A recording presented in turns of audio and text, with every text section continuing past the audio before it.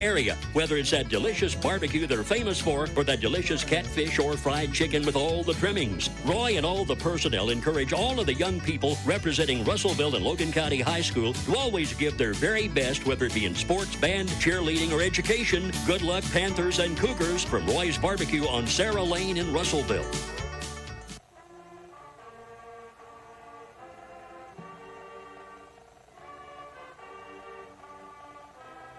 When you hear news about rising interest rates, inflation, and the state of our economy, you can't help but wonder, how will this impact me, my family, and my wallet? I'm Brian White, president of Auburn Bank. For over 90 years, we've helped the people of this community meet their financial goals by making sound local decisions that have your well-being in mind. That's what we mean when we say where serving you comes first.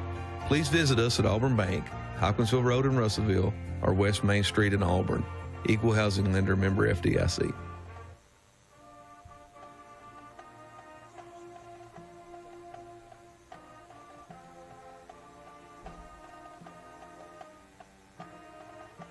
In the last few years, we've Zoomed, Skyped, and FaceTimed. We've learned to work remotely. We've even had doctor visits by telehealth. None of this would be possible without reliable internet service. That's why the Russellville Electric Plant Board is expanding their EP Connect for access to reliable broadband with the fastest speeds available. To learn more about epbnet.com. EP Connections. October is Cooperative Month. What's a cooperative? Well, it's an organization formed by volunteers to achieve a goal for the common good. Pennyrile Electric was established in 1937 to provide electric service to just a few hundred people. Today, Pennyrile Electric provides power to nearly 500,000 poles. Pennyrile Electric. We're owned here. We live here. We work here. And we serve here since 1937. Get in command with the LTC Commander app. It's free, simple, and easy to use, and gives you inside access to what's happening with your home internet. Plus, with the optional LTC Protect suite, you can add even more protection by restricting sites, managing content, and setting time limits. The suite also adds an extra layer of protection against viruses, malicious websites, and more. Download the free app today and contact LTC Connect for more info on the Protect suite.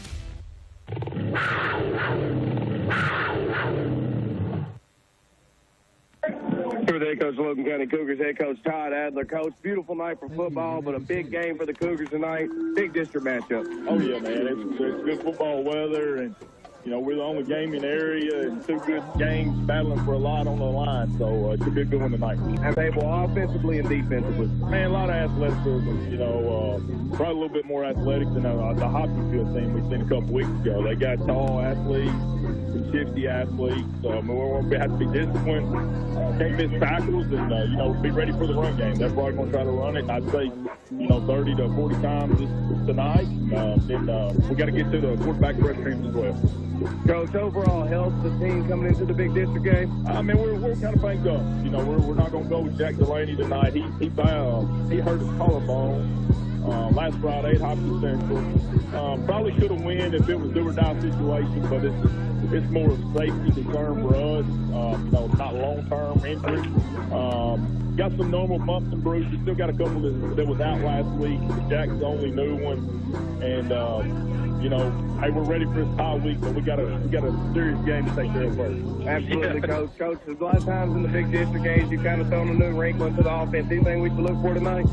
Man, no, we just do what we've been doing. You know, we've been doing it pretty well. So just trying to get better at those small things, and nothing crazy plays here and there, but nothing crazy, no formations or anything like that. So just be good. All right, Coach. Best of luck to you. We'll get that big district victory. We'll talk to you after the game.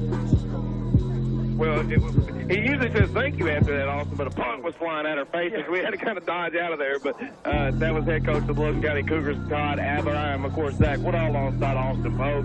And Austin, we've talked a lot about both teams now as far as the Maroons and the Cougars go. A lot of memorable games in this district rivalry. It's been heated at times. The new coaching regime kind of cooled down that heat a little bit, but you just kind of remember, you know, you just kind of remember what that team was, and it was definitely heated there for several years. So looking forward to seeing this big district game tonight. And like we said, Austin, you heard Coach Todd Adler say it, a lot on the line for both teams. This game, I think mathematically may just go ahead and crown the district champion.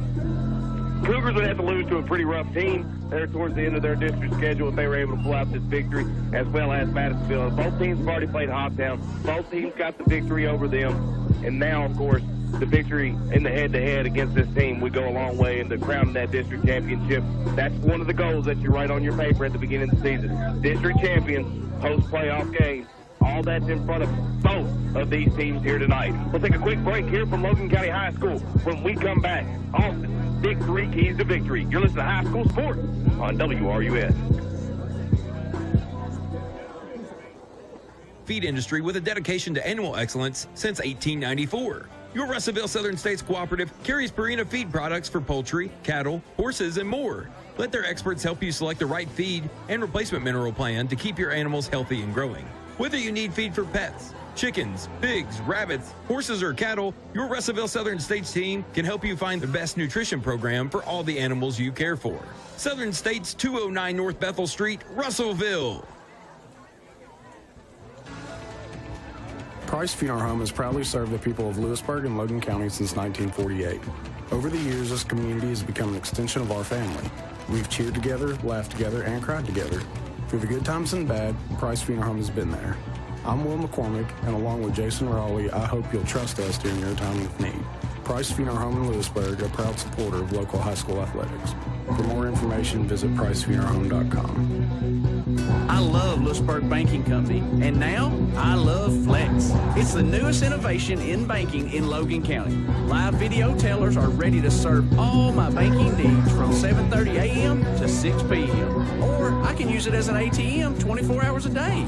Lewisburg Banking Company is proud to bring you this convenient new technology with our hometown touch and can't wait for you to take your turn to Flex. Lewisburg Banking Company, member FDIC, equal housing lender.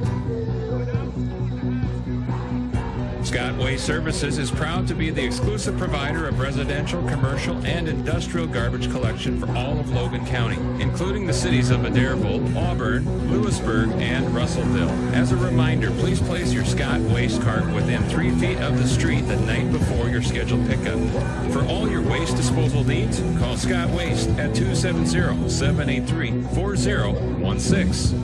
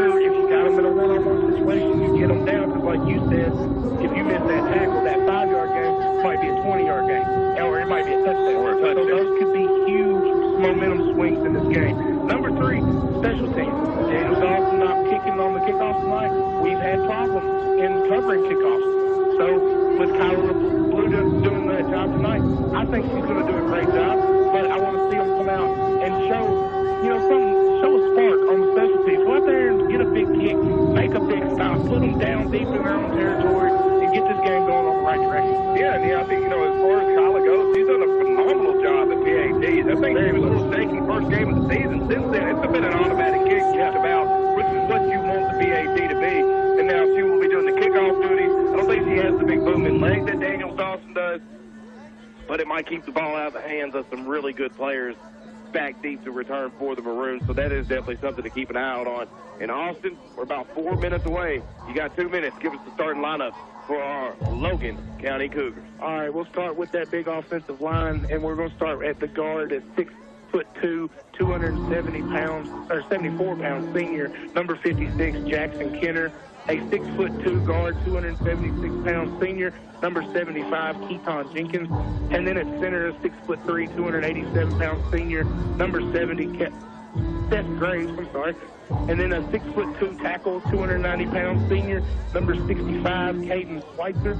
And then at 6'3", 243 pounds, the big senior tackle, number 77, Isaac Poe.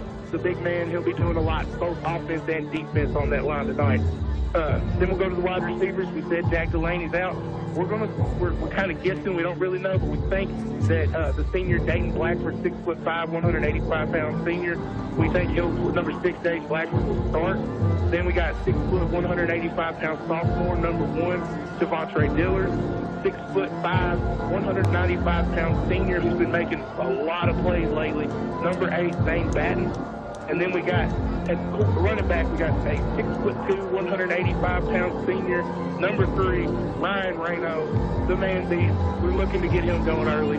And then the quarterback, who we said has had a phenomenal year this year, 5'9", 175 pound junior, number 7, Davin Yates. Great game. I'm ready to get this thing going. Absolutely. A special shout out over in the big tunnel to our left, Austin. You have the alumni sitting behind it. Coach Todd Adler and I were talking before the game. How cool would it be if alumni came to all the games and sat right there at all times? Maybe something we have to try to get going just through some of our connections, as we are also alumni of these Cougars. We will be back in 2 minutes with the kickoff between the Logan County Cougars and the Madisonville North Hopkins Maroons. You're listening to High School Sports on WRUS. At H&H Sheet Metal, we recognize the tremendous lessons our young people learn by participating in high school sports. Lessons in teamwork and accountability, hard work and perseverance, and finally, how to win and lose with grace. These lessons will be applied every day of their adult life. At H&H Sheet Metal, many of our employees are former athletes because they continue to put what they learned into practice. We are proud to support our local schools and proud to sponsor this broadcast on WRUS. When it comes to your health, Yates Pharmacy is the MVP, most valuable pharmacy. Whether you need prescription medication, a vaccination, or over-the-counter remedy, at Yates Pharmacy, they'll go the extra mile to get you back on your feet and back in the game. Make sure Yates Pharmacy is on your healthcare team. They're open weekdays from 8:30 to 5:30 and 8:30 to 1:30 on Saturdays at 432 Hopkinsville Road in Russellville. Call anytime at 270-726-8451. Summers and Son Funeral Home proudly salutes the young people of this great community. Generations of Rangers, Tigers, Rams, Cardinals, Bears, Cougars, and Panthers make up this place we call home. And we are honored to serve you. So dig deep, give it all you've got, and know we're rooting for you every step of the way. Summers and Son Funeral Home, 210 North Thurston Drive, Russellville. Venture Plastics is proud to be a part of this community and support Cougar and Panther athletics. We realize that young people competing today will be the employees of tomorrow. Lessons in teamwork, problem solving, and sacrifice they're learning now will make them great members of the Venture Plastic team today. So enjoy every second and learn we're rooting for you. To learn more about joining the Venture Plastics team, visit jobs-flex-n-gatv.com. Thanks for listening to WRUS Russellville.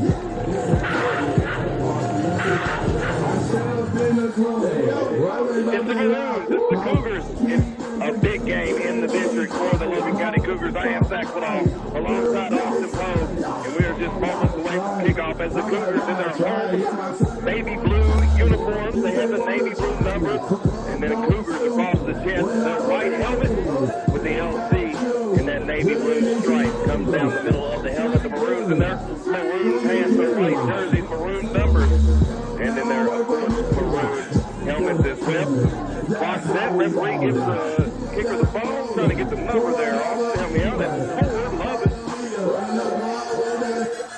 And back deep for the Logan County Cougars, looks like Ryan Frano, Blackford, trying to see the far man, looks like Case Ball. Everybody clap your hands. And Billy Joe gets everybody fired up in this big packed stadium here for the Cougars. Short little kick to begin the game. Cougars get on it quickly and recover it. Receiving that one was Isaac Christian. The freshman covered it up nicely. Good job by getting the ball and getting down. Field position for the Cougars as they start. Tremendous field position for Logan County, and the Cougars take over on offense. It'll be trips to the right. One to the left. Long man to the left is Blackford. That was a good call there by us, Austin. And it is Yates in shotgun formation.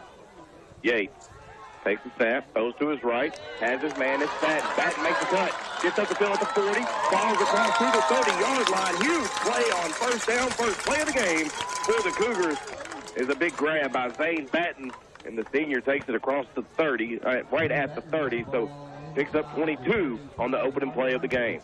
Yeah, and we thought it was going to be a run. Come out. Zane's been playing amazing lately. He really has. Come out and get the ball in your playmaker, Zane. Yates shifts the line to the left.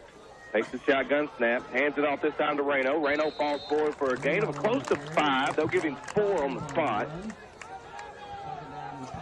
So second down now and 6 for the Cougars. And they're quickly back on the ball trying to get them off guard. Well, keep them on their toes. Yeah. Yates, shotgun formation. Takes the snap, hands it to Reno. This time goes to the left side. Makes the first man miss, who tries the arm tackle and breaks through another second tackle attempt. Crosses the 20, falls forward near the 15-yard line. Big run for Reno. He's gaining here, and they're open to possession. Reno left, Reno right. That's the recipe for success for Logan County. And with the opening pass, now you have to respect the pass game early, too. So Yates in shotgun formation, trips to his right, one to his left. This time it's going to be an option. He pitches it out to Reno at the 15, gets us at 10, 5, touchdown, touchdown, Cougars, and they're on top early, 6-0 at the 10:47 mark of the first quarter. What a drive to open the game, making a statement up in the front line. Austin, he's had 3 straight run plays go for big yardage. Yes, exactly, and we said, Todd, here, and it worked to perfection. Great job by Yates and Reno right there. So Kyla Blue on to kick the PAT.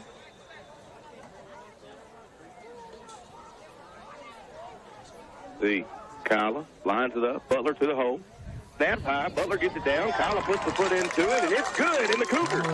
Early on in this one, lead the Maroons 7-0. Opening drive for the Maroons coming when we come back. You listen to High School Sports on WRUS. Folks come from miles around to eat at Roy's Barbecue. Delicious pulled pork, barbecue beef, ribs, or chicken. Plus, Roy's mouth-watering catfish, burgers, club sandwiches, and daily specials. All served with tasty sides like baked beans, white beans, coleslaw, and potato salad. Finish it off with a slice of homemade pie or one of Roy's one-of-a-kind fried pies. Hungry yet? Head to Roy's Barbecue, 101 Sarah Lane, just off the Russellville Bypass. And the Little Pit, 414 Franklin Street, Russellville. It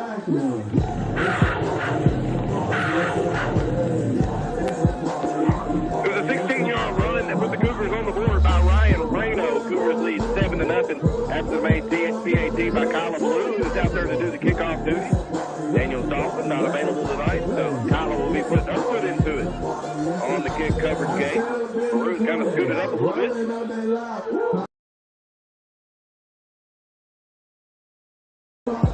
Referee blows it in, and Kyla puts the right foot into it. Comes down the sideline, bounces at the 20, picked up there by Lovin. Lovin drifts to the middle of the field, and he's bottled up nicely. Another big special teams play, Austin, by Isaac Christian. Very nice. That's what we was wondering with you. That was a big question coming into this game. And as much as I wanted to see Kyla go down there and get that tackle, it was good to see. It was good to see at least them get down there and wrap someone up. We've had a lot of trouble with that on this season, and now we got them at the 29-yard line. That's good field position. Absolutely, on 29-yard line for the Maroons to open and drive of the game for the Maroons. They send out trips to the left, one to the right, very similar to what the Cougars run. And they have quarterback Mitchell. Mitchell takes the snap, going to hand it this time, and taken down immediately to Hightower. Hightower was hit at the line of scrimmage. Who got in there? Was that Poe? That was Poe. Yeah, he played it perfect. They were running that little read option, and he gave it to him. But he had them both covered. He probably should have pulled it, but even if he did, I guess he didn't want to take the tackle. He didn't want to take the hit. Well, if you're a quarterback, you can have that one. Yeah, if you're a quarterback, never take the hit. Give those to your running back. That's right. All right, it is going to be Mitchell in shotgun formation. Maroons move from left to right on your radio dial. Mitchell rolls out to the left, goes to pass, up high, and out of reach of, say it again, Austin Sedgwick. Sedgwick, yeah. A little high for the smaller Sedgwick. He's only a freshman, and also said he was the second leading receiver on the team. Yeah, he's had a phenomenal year. We was worried. He was out there in shorts for 4 months. I think he's got his pants on now. I believe he does. We was talking, and he better put the pants on. It won't be a play. To the left, to the right. Mitchell in shotgun formation. Big 3rd down and 9 coming up for the Maroons. Mitchell takes the shotgun snap, drops back, goes to his right. He gets last up, and he gets put down by the Logan County Cougars. Ryland Nichols, big sack on 3rd and 9. Allen's going to be fourth there forever, so the Maroons will come onto the field. And that's why I wrote down number 1 is the line play. Because our defensive line just totally manhandled their defense, or their offensive front for 3 straight plays, 3 straight not negative plays, but not successful plays. Yeah. Now they're punting at their own, what does it look like, 16-yard line? That's a perfect job by our defensive line this time. I think it's marked on the 17. Either way, great job by the Cougar defense. They just moved the Maroons backward. Back to punt this time is going to be Lovin. Rain Lovin receives the punt. Puts the big boot into it, drifts it off to the left. This could be a nice punt for the Maroons. Rolls at the 40. Cougars get away from it. It was Holloway that was back deep for the Cougars. And it ends up going to be a big punt. And the Cougars come back out on the field with their offense. And they looked awfully good last time, throwing the ball and running the ball. I'm going to give credit where Poe there that time. He was coming from the inside, and he pushed his blocker all the way back, almost blocked the punt with the person trying to block him from getting there. So a very job that you can tell he's playing with a little fire tonight. I like to see that as a big guy. The Cougars will start it on their own 37-yard line. Second possession of the game for Davin Yates and company. Comes out, trips to the right, one to the left. Davin takes the shotgun snap, looks to his right, ball fake. Down goes deep. He has a man in the middle of the field. It's Batten. Batten takes position. Batten's on the run, and Batten is gone. Touchdown, Cougars.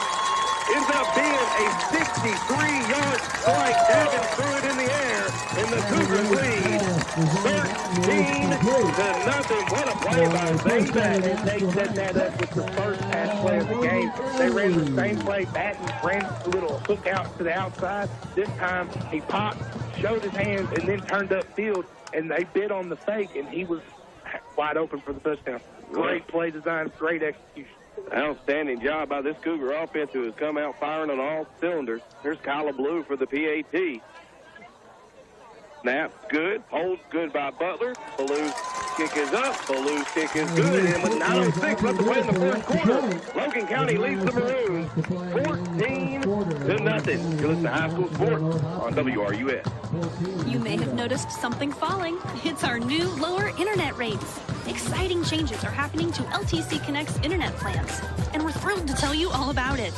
Most LTC Connect customers should notice a reduction in their monthly rate, depending on which plan you subscribe to. Needing more speed? No problem. You can now upgrade to the next level for not that much more than you were previously paying. Visit ltcconnect.com/price drop to learn more today.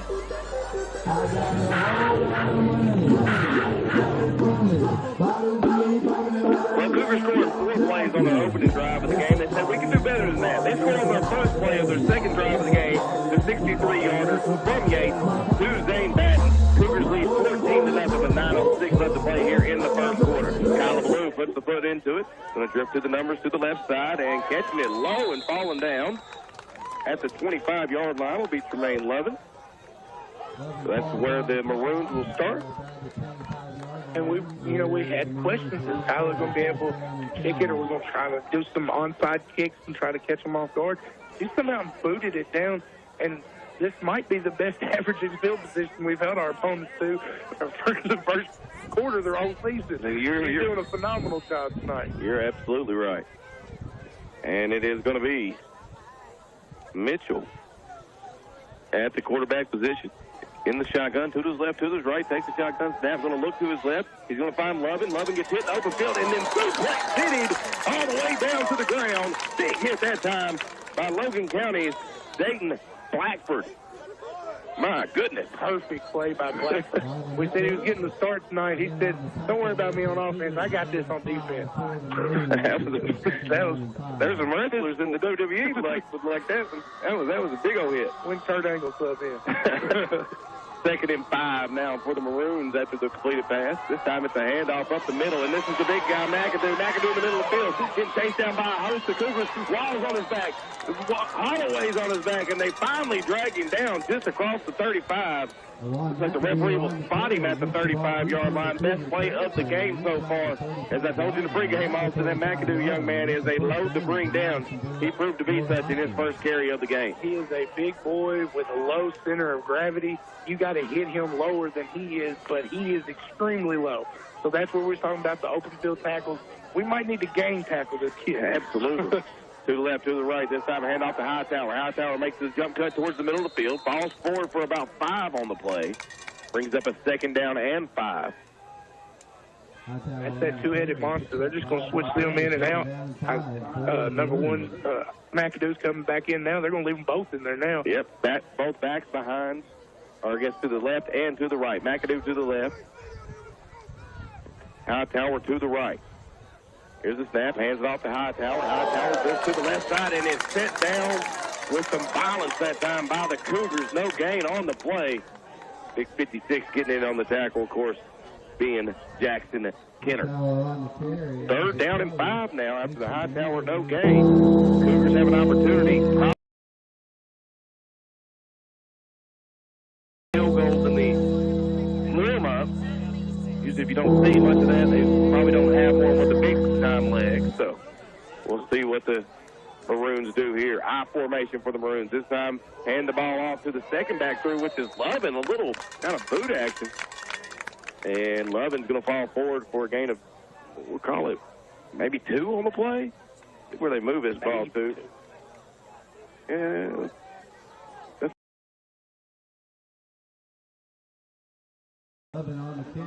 Try to fake that it was going to be Hightower on the carry.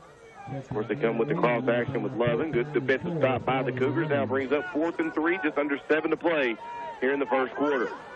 Shotgun snap. Mitchell takes the snap. Making the cut and falling down around the 15. I believe we're going to get a first down, obviously, but that time it was number 2, Davion Martin. The senior makes the big first down on 4th and 3. And now the Maroons are in striking distance on our Cougars. Ball at the 12-yard line. Yeah, got to tighten up now. Be sure you stay on your receivers, and here comes McAdoo in, so you know they're going to try to pound it to him. Got to be on your P's and Q's right now for Logan County's defense because they're in the red zone and they're looking to score. Hightower and McAdoo in the game. Mitchell. I kind of got it looks like a little confusion going on here as both running backs in the backfield. Play clock's line. And they're in a pistol formation. It looks like a traditional eye, but a shotgun snap. They're going to hand it over to the second back through. And, of course, being Hightower, he's still fighting for yardage, and he gets up to around the 5-yard line before being thrown down by a host of Cougars. Getting off the bottom of the barrel, number 14, Jacob White for the Cougars. Gain of about 6 on the play. Brings 2nd down and 4 to the plate. And they were handling all that confusion. I think it confused us. We wasn't set ready. It was a pistol I formation. Yeah. It's wild. I hadn't seen that before. Of course, we were talking about Logan County's extra special plays. Trips to the left, tight end to the right. Mitchell takes a shotgun snap, hands it to Hightower. Hightower fights through. He gets across the 5-yard line, then driven backwards. He'll get forward progress. Hightower on the carry, met by Ryland. Host of Cougars come down. Ryland Nichols in on the tackle. So it's going to be 3rd down and 1. They need about the 3-yard line for a first down. Austin Ball just on the outside of that. So 3rd and very short here. It's going to be on the front line to get a big push. There he is. I was wondering if McAdoo was going to come in. He is making a late substitution. High formation. McAdoo the fullback. Hightower dots the eye. Shotgun. Mitchell, high formation. Mitchell hands it off to Hightower. Oh, no, it's McAdoo, and he just bullies his way into the end zone from 4 yards out. McAdoo cuts into our Logan County Cougars lead, 14-6. So they hand it to the fullback that time. Austin, he gets hit at the line of scrimmage, but as we said, he is a load to take down. This time fights on forward for the 6. Yeah, we knew it was coming. Everybody knew it was coming, but the kid is a force to take down. That was a very nice, hard run for him. He really set up that drive with that long touchdown or that long run. PAT's on the way. PAT is no good for the Cougars. Lead with 4:44 left to play here in the first quarter. 14-6. You listen to High School Sports on WRUS. Today, Logan Memorial Hospital is ready to help you get back in action. If you're suffering with knee, hip, shoulder, or other joint or muscle pain, we have the compassionate, individualized care you need. From sports medicine to total joint replacement, we can address the pain and get you moving again. Logan Memorial Hospital, today and every day. Take our free joint pain assessment online at loganmemorial.com/orthopedics.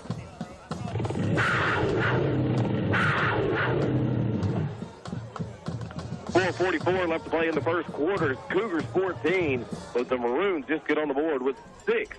McAdoo's 4-yard run really set up nicely by the big 35-yard run. They convert a 4th down and 3. They get the 3rd down and 1 there at the goal, and obviously 3 more yards was the touchdown for McAdoo. So it'll be the Cougars receiving the ball here.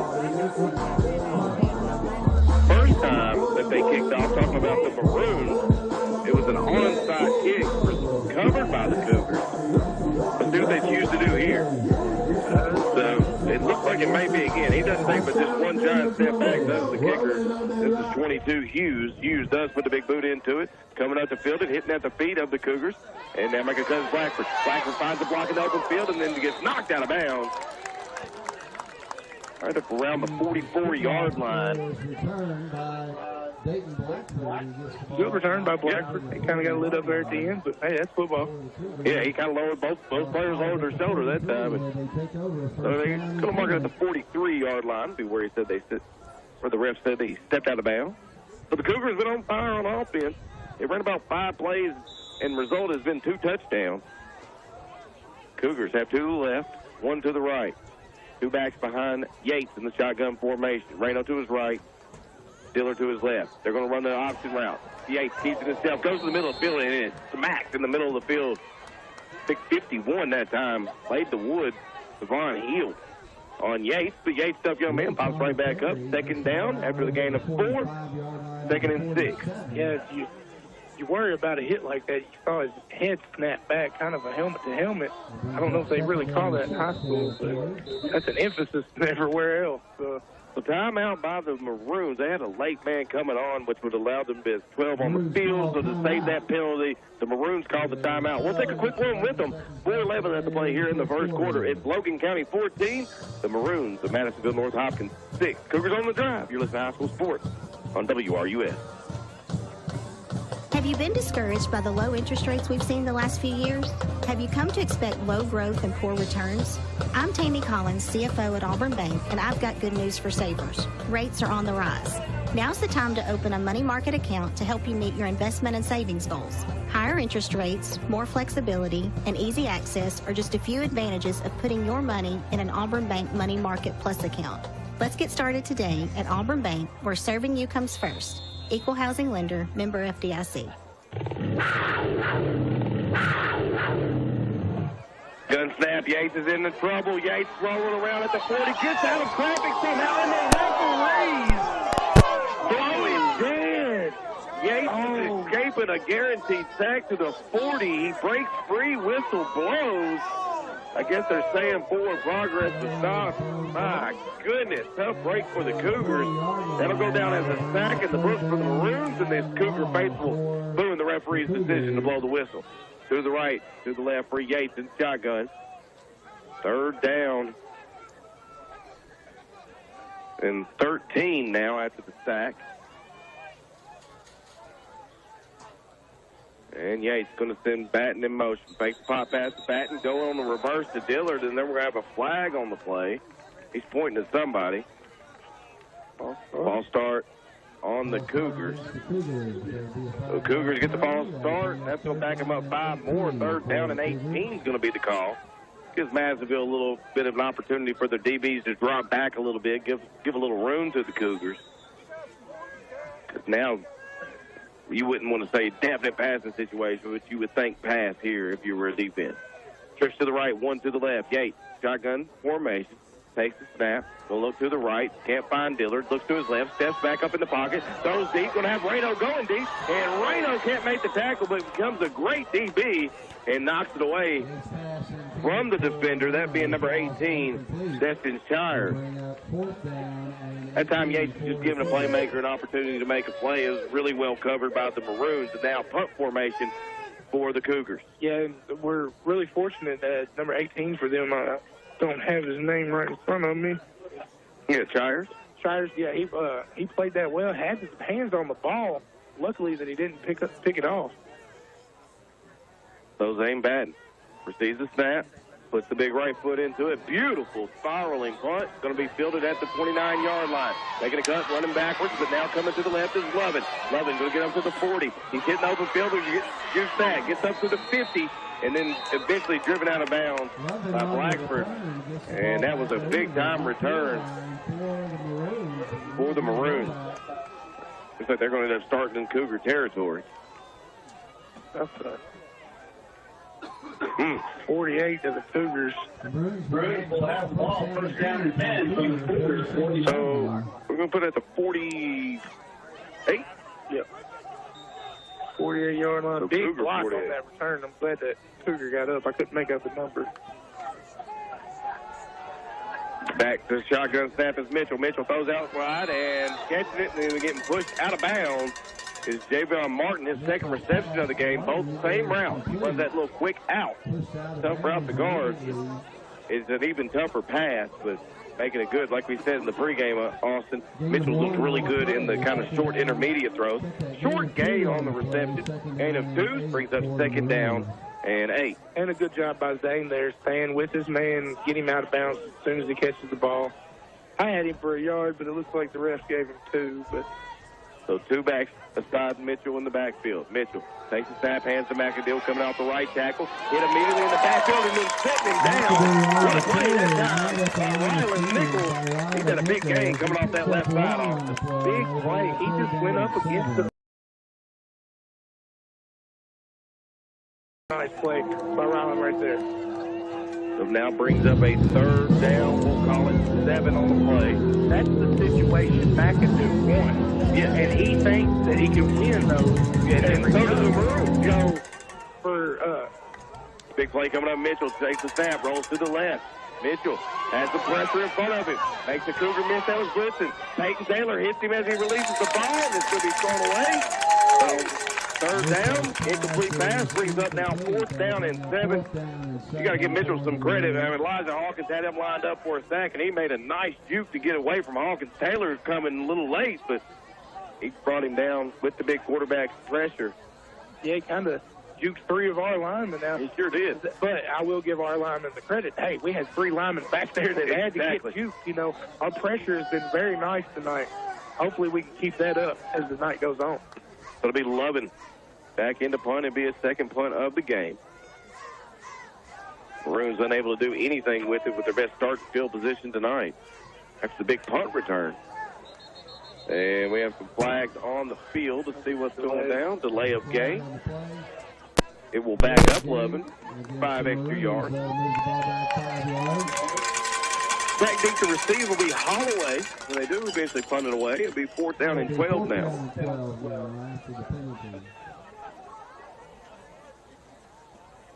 And let's see here. They're running in different players left and right are the Maroons. They finally get the correct lineup in. Snap's good. Punts up. It's high. And going to be picked up around the 28-yard line, 27-yard line of the Cougars. The Cougars will come back out on the field. First 2 drives.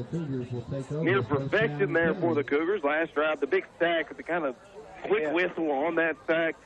Shut down that drive, another false start. Cougars end up punting the ball away, but their defense holds up after the punt, force a punt of their own, and now the Cougars look to capitalize on some of this early momentum here in the first quarter. And like we said, these big-time district games, those little things matter. You know, that last drive, just a little sack where he actually got away, but the rest on the sack, then a false start, and you're backed up way too far. Shift the line to the left to the Cougars.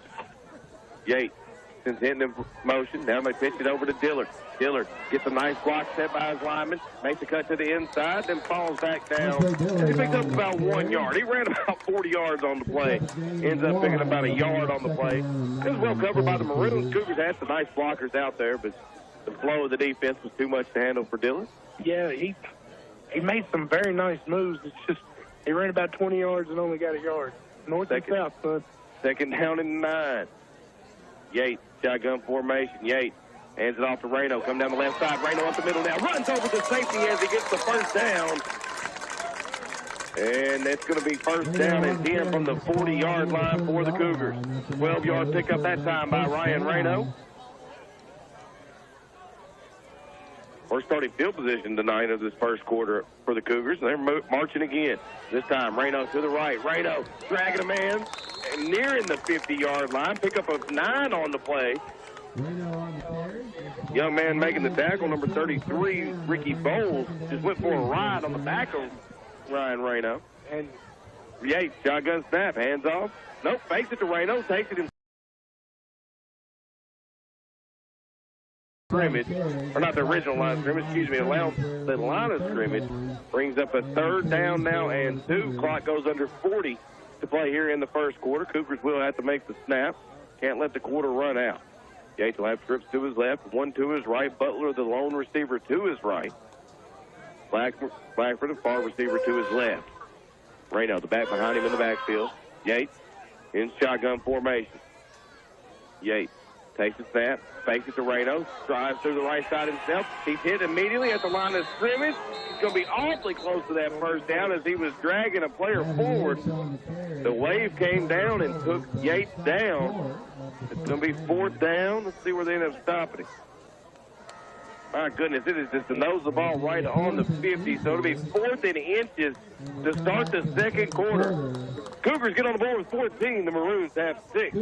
Second quarter when we return with a 4th and inches. You're listening to High School Sports on WRUS. Teamwork is the ability to work together toward a common vision. It's the fuel that allows common people to attain uncommon results. At Yates Pharmacy, they believe you, your doctor, your insurance company, and your pharmacy must work together to ensure your health and well-being. Their job is to make sure you understand what you're taking and why. Then they'll work with your insurance company to get your medicine at the lowest price possible. Make sure Yates Pharmacy is on your healthcare team. Yates Pharmacy, 432 Hopkinsville Road, Russellville.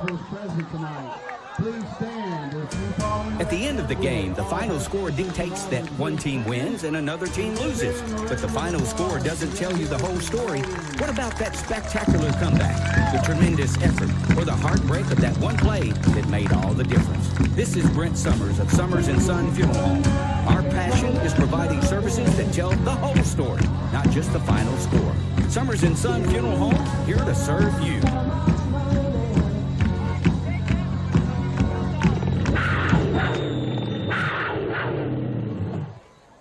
4th and inches, hand off to Reno. Reno powers for first down and a lot more. 40. Ryan Reno needed an inch. Gains about 18 on the play. And a Maroon goes down, but he looks like he's going to hop himself off the field. What a run by Ryan Reno. Having a big first half for the Cougars. He thought he was just going to get a yard. Then he saw the hole on the outside, broke it to the outside, and got about 20 yards on that play. Hopkins and Dillard, the backs behind Yates. Yates fakes the handoff, now throws out to Dillard. Dillard in the open field. Jayton called from behind by McAdoo, but Dillard breaks out of it, keeps his feet moving, gets up close to the 20, and a flag comes out around the 25-yard line. McAdoo, big, strong young man, just couldn't hang on to Dillard as he kept those legs turning. That's what they always tell you, no matter what, keep them feet moving, and that helped him break that tackle there. Amazing run. I was going to say before, the dual threat with Dillard is amazing, and that was a great run, or a great catch. Holding on the Cougars. So it'll still be first down. They'll have to march it back to him from the spot of the foul. That's going to be now first down and about 16 on the play. 11:23, let's play here in the half. It's been Dillard in motion. Yates takes the snap, rolls to his left. He looks like take off to his left, and he has just been bottled up all night. as he's looked to take off the run, loses about a yard this time. Ryan Reno comes back into the game. Now second down and about 16, 17 on the stick. Yeah, you can kind of see that they came in. We're not going to be able to stop Reno, but we're not going to let Davin Yates run all over us like he has the past few weeks. That's been seems like a point of emphasis for the Maroons tonight. Back trips to the right for Davin Yates. Yates takes the shotgun snap, hands the ball off to Reno. Reno hammers forward for a gain of about 2 on the play. It's going to bring up third down and long. Third about 15 on the play for the Cougars. Cougars going to set the line here. Third and 14. And you just want to get something. And diamond this formation. Could be fourth down, territory. Yates sends Dillard in motion. Fakes the handoff to Dillard. Drops back to pass. Wide open, middle of the field. Same back on the catch at the 10. Lost it in. Touchdown. Cougars 20. And there's a flag on the field. Hold on. Let's see what we got at the 25-yard line. A beautiful play design. They faked the handoff to Dillard. They had Batten in the middle of the field just wide open. Yates put it on his numbers. Referees are discussing what the flag will be at the 25. Cougars seem to think it's on them as they are walking backwards. Oh, man, what a play it was, though.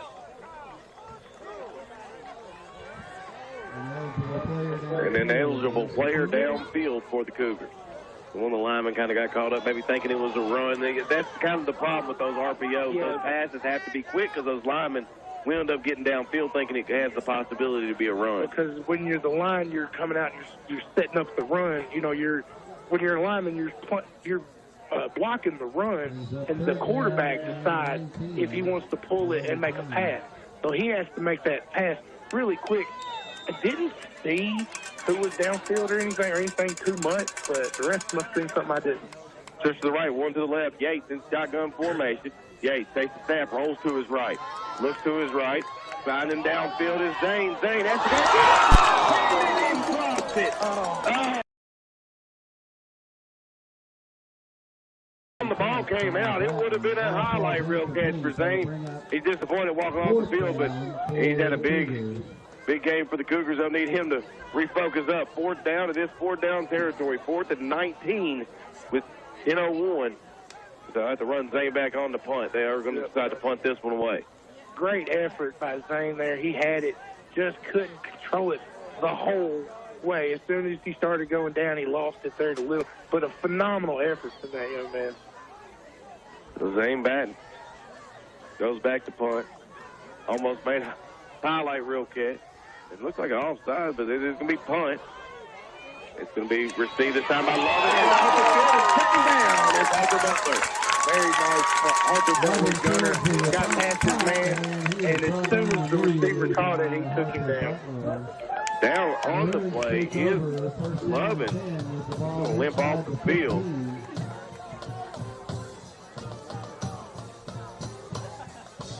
Cougars.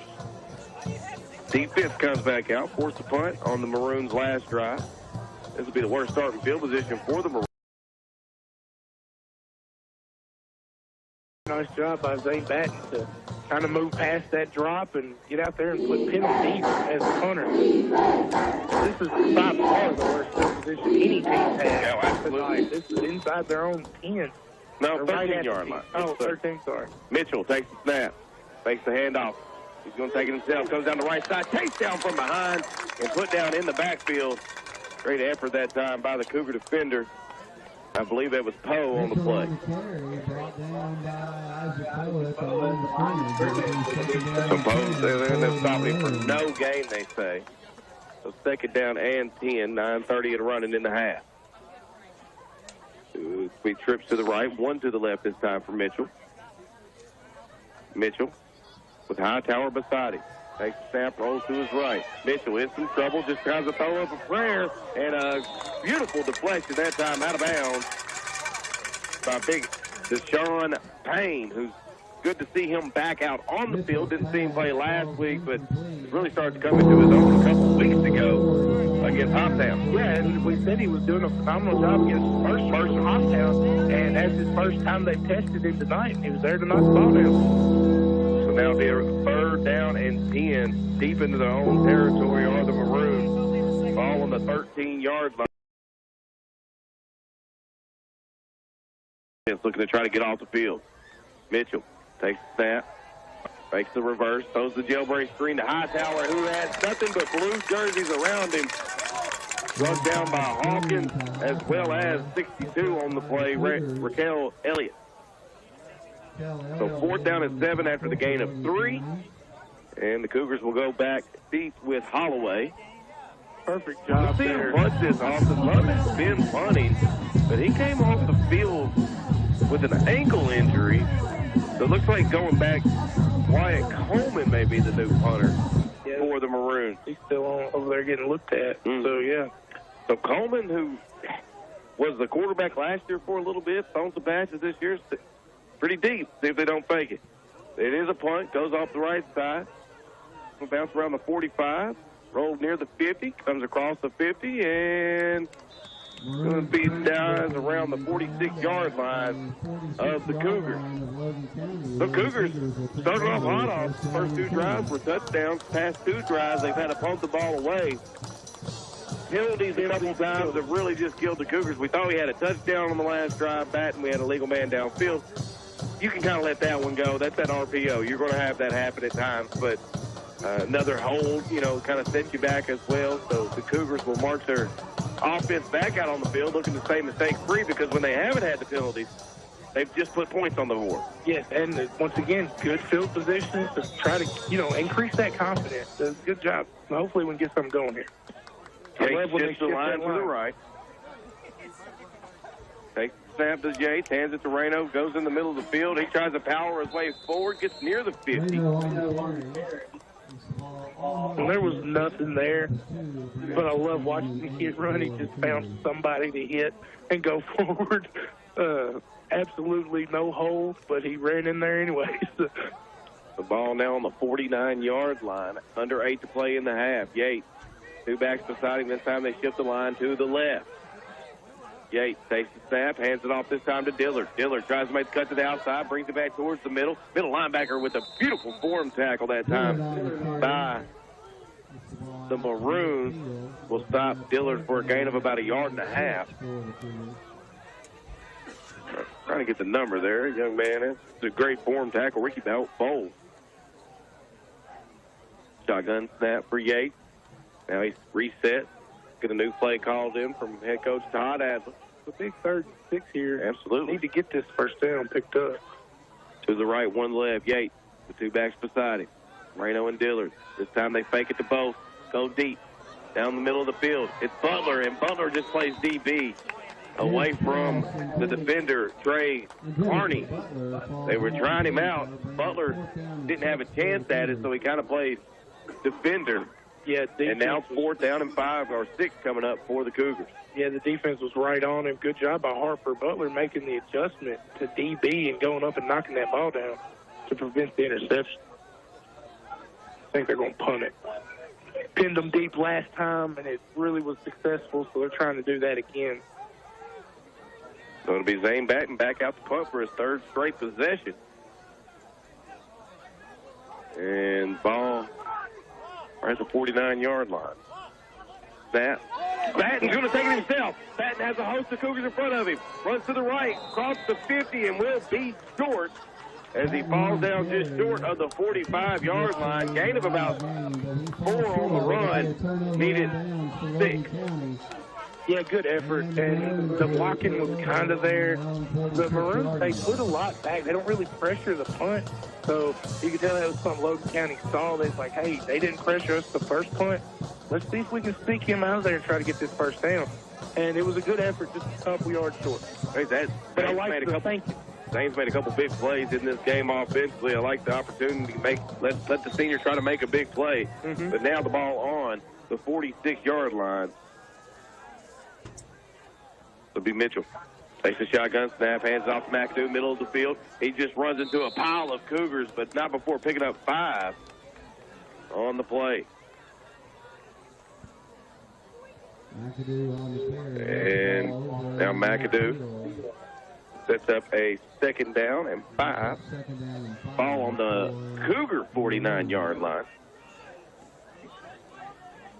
To the right, to the left. Back beside Mitchell is Hightower.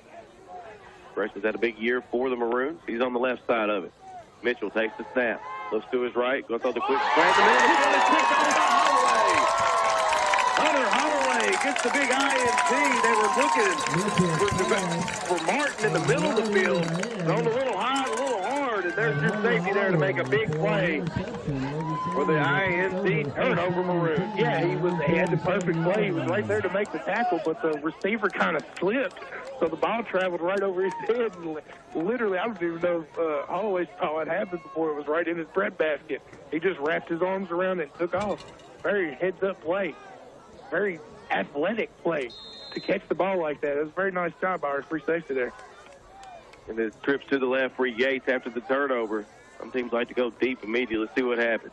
It'll be Yates handing the ball off in the middle of the field. This is Reno. Goes to the first play. He's at the 30. Cuts out to the 20. He runs over a man as he crosses the 15 and taken down around the 13-yard line. Ryan Reno, big night continues. That to put him over the 100-yard mark on the game. That's about a 45. That's a loose first down. Ball's on the 46 there, Austin, if it helps you do your quick math. Ball down on the 13-yard line. And we have a flag on the play. It's going to be encroachment on the defense, so they blow that one dead. So that'll be a free 5 for the Cougars. Bring the ball to the 8-yard line.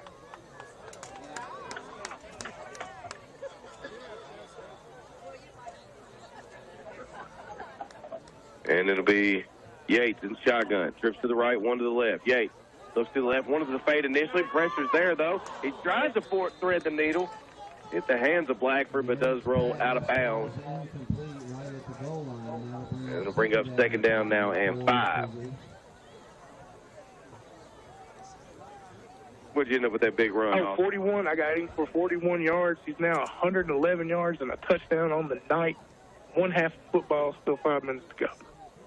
Let's see if they don't try Reno here, who's back in the game after the short breather.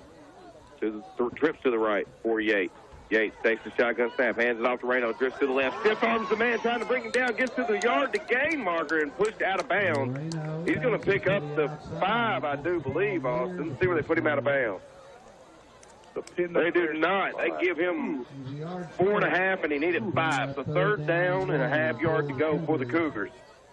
Ball going to be marked at the 4-yard line.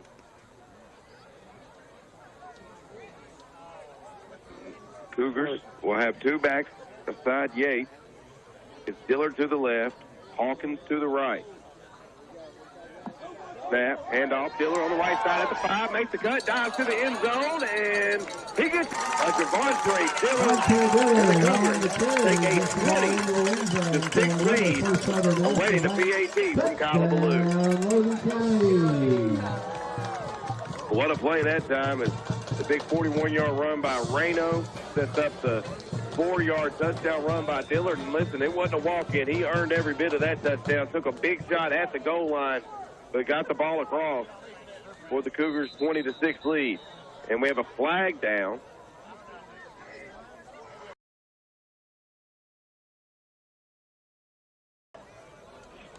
Offsides on the defense. I think they keep lining up in the neutral zone. I think it's McAdoo doing it, Austin. He's looked awfully close a couple times from this distance. And they'll warn you once or twice, but then they're going to start calling that every time. So Cougars only had 10 on the field anyway, so now we have all 11. Let's see if we can't get a good PAT attempt here. Butler receives the snap. Good snap. Hold up. Kick for Ballou is good, and the Cougars, at 5:38 left to play in the half, take a 21-6 lead over the Madisonville North Hopkins Maroons. And listen to High School Sports on WRUS. Venture Plastics is hiring. If you're ready for a rewarding career in global industry where you can earn a competitive wage and receive great benefits, including health insurance, retirement, and paid vacation time, consider joining our team at Venture Plastics. To learn more about joining the Venture Plastics team, please visit jobs.flex-n-gate.com. Again, that is jobs.flex-n-gate.com. Venture Plastics is a proud supporter of Cougar and Panther athletics. The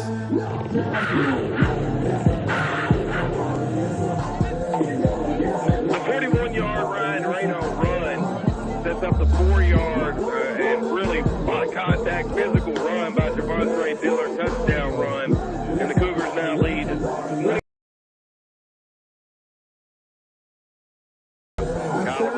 Handles kickoff duties all night as well. This time she puts her right foot into it.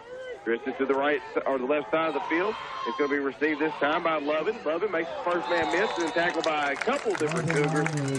One of them being number 21, Jaden Blick. And it's good to see Logan back in. We didn't see him make that punt the last time, so it's good to see that he's okay. He is hobbling a little bit, but it was out there for the return, and now ball going to be on the 36-yard line of the Maroons. That's that toughness, like through that pain, big district game. You know your team needs you. Showing a lot of heart for the young man out there. The Cougars has forced 2 punts and interception the last 3 drive for the Maroons. Mitchell hands the ball off to Hightower, this time left side, and then set down instantly as he gets to the line of scrimmage. Big play by Isaac Poe. Yeah, just wrapped him up as soon as he got to the line. Gave a yard, though. Yeah, that might be, by big number 77 Poe. He's had a very good game so far this first half. Second down and 9 for the Maroons. Under 5 to play now in the half. Mitchell in shotgun, takes the shotgun snap, rolls to his right. Well, driven back in the backfield. And also, I feel like I call his name every other play. On the defensive side of the ball, Ryland Nickel there to make the play. He has had a phenomenal game tonight. He is just in the zone. He knows what they're running before they even run it. As soon as he caught the ball in that little swing pass, Ryland was right there out on him and he took it down immediately. Very good job. So third down and 16 now. Ball on the 30-yard line. And the Cougars are probably about to take a timeout as we're trying to rotate the players in and out. Trying to get more of a blitzing set in. So timeout, Cougars. We'll take a quick 30-second break with them. Cougars on top, 21-6, 4:22. Let's play before halftime. You're listening to High School Sports on WRUS. Having to wait is inconvenient, especially when it comes to banking. We never want to be an inconvenience at Lewisburg Banking Company. Instantly issuing debit cards is just one way we are making banking more convenient. Stop by any of our 4 offices today to experience the convenience that Lewisburg Banking Company has to offer. Past, present, promises. Lewisburg Banking Company, serving Logan and surrounding areas for 125 years. Member FDIC, equal housing lender.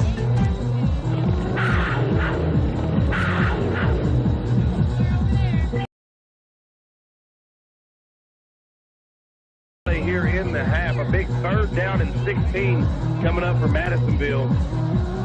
Cougar defense outside of really the one drive, and it was really set up by a big long run by McAdoo. That played pretty near perfect tonight. Cougars see Mitchell going to shotgun formation. 2 to the left, 2 to the right for Mitchell. Hightower, the back beside him to the right. Referee's blowing.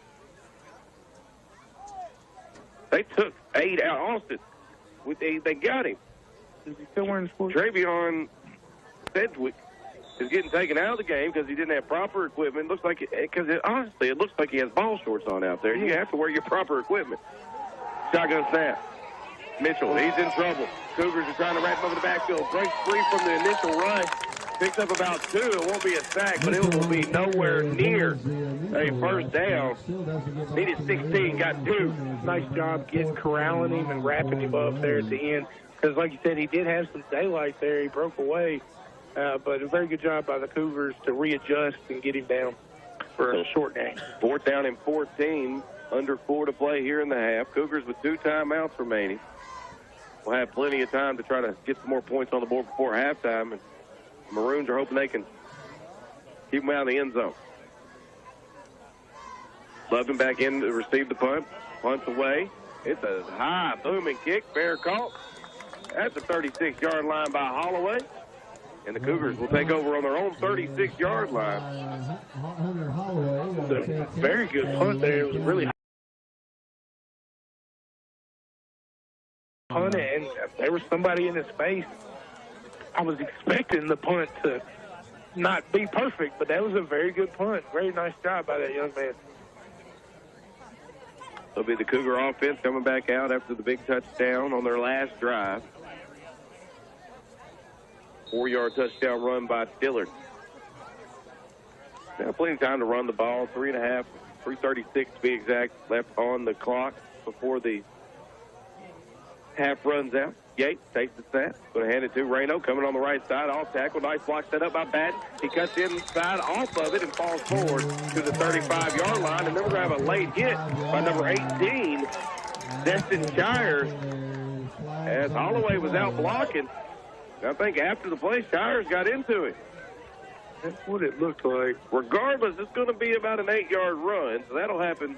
This is going to be after the play. And then we're going to march out 15 more, so if this ball is at the 45, Simple Mash will take us to the other side of the 40. Yep, personal foul, late hit. So now we've had a couple penalties go against us. Now we got one to give us 15 yards. Use that momentum, stopping the clock, even with, we're trying to conserve as much as we can.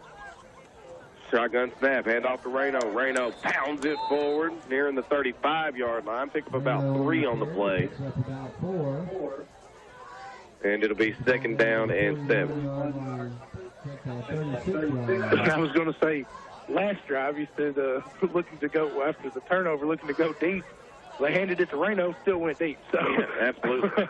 Oh, he's always a home run threat. Yeah. Trips to the left, one to the right from Yates. Yates takes the snap. Going to be an option play. They pitch it out to Reno. Reno is going to cut back to the middle of the field and then drug down at the 35-yard line. I mean, really nothing there for either Yates or Reno. Very well played that time by the Maroons on the quarterback option for the Cougars. Pick up a 1 on the play, 3rd down and 5. Yates tries to get the Maroons to jump. They do not. Cougars get the play call in from head coach Todd Adler, 2.5 and running. Let's play in the half. And the Cougars jump offside. The hard snap got Holloway. Holloway will run out of the game. Holloway seeing some little extra action on the offensive side. Of course, Jack Delaney out tonight, dealing with a collarbone issue. And that's what you want to see. If you got somebody out, you want to get your young guys in there. Holloway only a sophomore. I think he has a lot of potential. Like seeing him out there. And a very good year defensively for the Cougars. It'll be, looks like end up being trips to the right, 1 to the left for Yates. Yates has Reno behind him, and then Batten just about 2 yards in front of him. And then he'll do a little shovel pass to Batten. Batten will catch it, and he'll fall forward for a gain of a couple. So it'll bring up a 4th down. They pick up 3 on the little shovel pass that time to Batten. That looked like your Chief.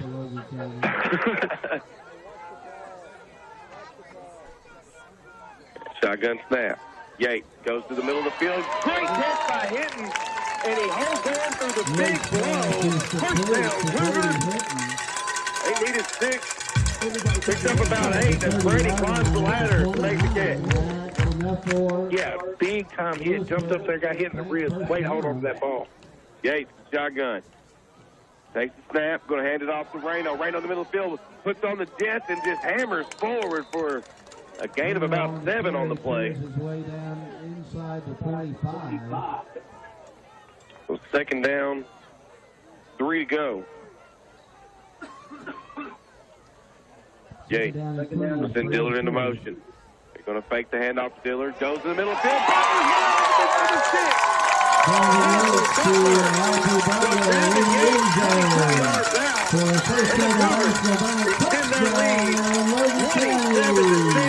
With 59 seconds left to play in the half. Beautiful drive there by the Cougars. Had about 4 minutes to work with when they get it. They get it within under a minute. and they finish it off with another Yates touchdown. Play action, hit them over the middle, wide open. Perfect execution. Kyla Ballou on for the extra point. Snap's good. Holds good by Butler. Ballou up. And in. The band knew what was going on. They started early. It's good. And the Cougars lead 28-6. 59 seconds to play in the half. Be back with you with High School Sports on WRUS. Sure, you think about your Russellville Southern States Cooperative when it comes to your cattle, horses, and chickens, but did you know that they have everything you need to keep your dogs and cats happy too? From food and grooming supplies to leads, collars, toys, and treats, Southern States has it all, including kennels, crates, and houses for your four-legged friends. Plus healthcare products, flea and tick control, and supplements. Pets, small animals, livestock, they've got you covered at Southern States. 209 North Bethel Street, Russellville.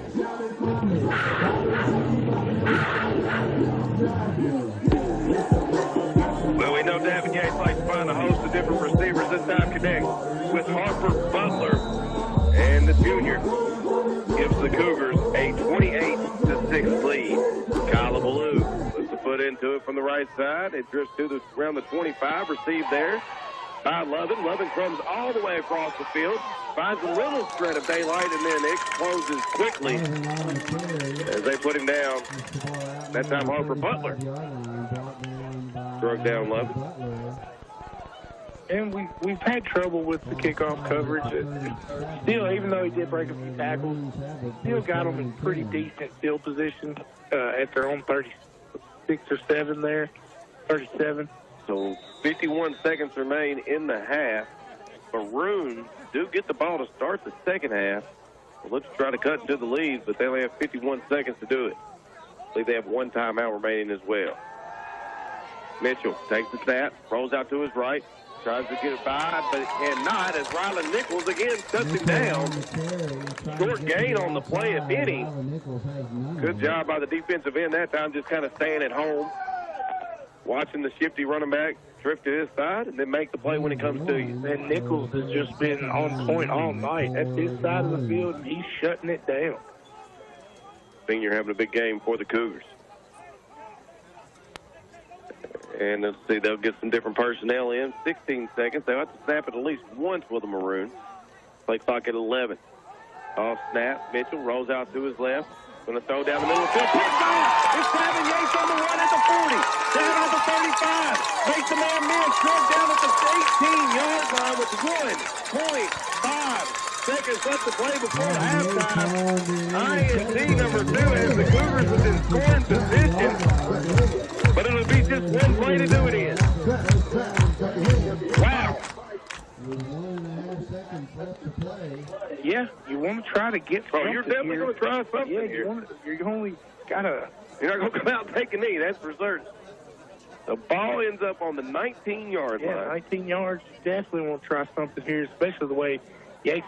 And who says they don't run the ball the way Ryan Reno runs? Sure. I would expect not. But, hey, like we said before, that's a big hitter for Logan County. Cougars are scored on back-to-back possessions. I have one play to score in this one. Coach Todd Adler's huddled up around his team, trying to get the right play call. Davin Yates, who had the interception, walks back out on the field. And this is also good preparation for this situation where you're not up by 22. You know, you're tied, and you need this to win the game. This is a good play to try to get some practice in. Trips to the right, one to the left. Davin Yates in shotgun formation, does have Reno beside him to his left. Yates takes the snap, looks to his right, throws it middle of the field. There goes down a little hook and lateral, but it's going to be a fumble. It's going to be a catch, and hopefully Dillard's all right. I believe that's who made that catch. It is not. That is Hunter Holloway makes the catch. It's going to be a gain of about 8, but that'll wrap us up as Holloway gets some help off the field. We'll check on that when we return. But at halftime, it is the Cougars 28, the Maroons 6. You're listening to High School Sports on WRUS. Making connections that mean the most is the technology to its customers is more important than ever. Fiber allows customers to work from home, do schoolwork from home, transfer large files, and more through a seamless connection. And it's more resilient to weather conditions too, so you never need to worry about lost service. LTC Connect is here to ensure you have a connection to the people who mean the most.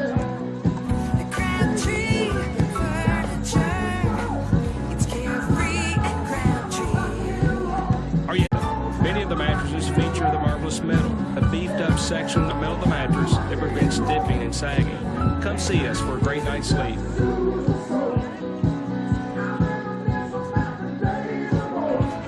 Price Funeral Home in Lewisburg is proud to sponsor this broadcast of high school sports.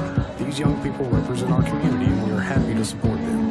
At Price Funeral Home, we value honesty and integrity, lessons these young people learn from their teachers and coaches every day.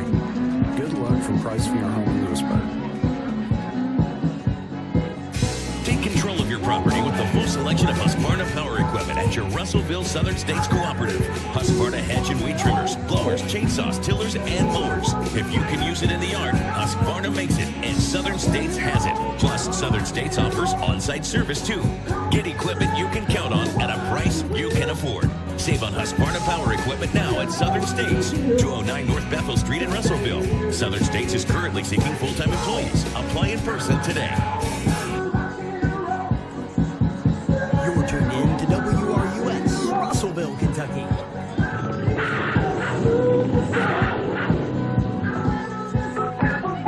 One half of football to be a Cougar fan. Cougars lead 28-6 at halftime over the Madisonville North Hopkins Maroons. Cougars got it going on early in with the offensive onslaught. Kind of slowed down, took the foot off the gas. No, they didn't. They had some bad penalties is what it was. Once they cleaned up those penalties, put a couple more touchdowns on the board, and the Cougars lead 28-6. Austin, let everybody know how we got there. All right, we'll go over the score and recap. We'll start back in the first quarter. A 4-play drive from Logan County ended with a 16-yard touchdown run by Ryan Reno. College Blue stop, and then they get it, the ball back at 9:06. They take one play, a 63-yard pass from Davin Yates to Zane Batten. The loose kick was good again, 14-0 Logan County at the time. Then with 4:44 to go in the first quarter, Madisonville gets on top, or gets on the scoreboard with a 4-yard touchdown run by McAdoo. The kick was no good. They scored 14-6. Then we had a little bit of a drill. 5 minutes and 38 seconds to go in the first half. Dillard gets a 4-yard touchdown run. Blue, perfect on her kick again. Nice 22-yard pass to Harper Butler. Blues kick again was perfect. 28-6. That's our score right now at halftime. We got the band on the field. They're about to entertain us. We'll take another quick break, and then when we come back, I'll have some individual stats for you. You're listening to the High School Sports on WRUS. In the global economy, Venture Plastics stands out as the leading supplier of injection-molded automotive components. Since 1992, Venture employees have supplied leading automakers with quality parts. We realize that a team is only as good as its players, so we offer competitive pay and great benefits in an exciting industry. To learn more about joining the Venture Plastics teams, visit jobs@flexingate.com. That's jobs.flex-n-gate.com. Venture Plastics is proud to be part of this community and sponsor this sports broadcast on WRUS. I love Lewisburg Banking Company, and now I love Flex. It's the newest innovation in banking in Logan County. Live video tellers are ready to serve all my banking needs from 7:30 a.m. to 6. Lewisburg Banking Company is proud to bring you this convenient new technology with our hometown touch and can't wait for you to take your turn to Flex. Lewisburg Banking Company, member FDIC, equal housing lender. EPB Smart Pay gives you the power to pay as you go. Simply put money into your account, and each day's usage is deducted. When the balance gets low, you just add money online or in person. With EPB Smart Pay, you're in charge. You get tons of usage data so you can make informed decisions, and you set reminders and alerts to your preferences. Plus, prepaid electric customers typically reduce their bills by 10 to 12% as they become more aware of how and when they use electricity. Sign up for EPB Smart Pay today at the Russellville Electric Plant Board. Goals are important. Individual goals, team goals, daily and long with exceptional service without compromising our core values. By helping them achieve their goals, we both win. By participating in high school sports, young people learn the value of setting goals, then working hard to achieve them. H&H Sheet Metal is proud to sponsor our local schools and proud to sponsor this broadcast on WRUS. When it comes to your health, Yates Pharmacy is the MVP, most valuable pharmacy. Whether you need prescription medication, a vaccination, or over-the-counter remedy, at Yates Pharmacy, they'll go the extra mile to get you back on your feet and back in the game. Make sure Yates Pharmacy is on your healthcare team. They're open weekdays from 8:30 to 5:30 and 8:30 to 1:30 on Saturdays at 432 Hopkinsville Road in Russellville. Call anytime at 270-726-8451.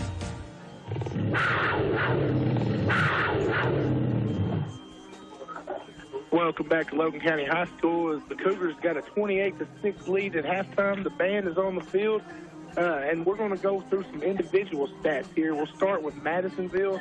The big running back, we'll start with the rushing. He has 4 rushes tonight, but he has 45 yards and a touchdown.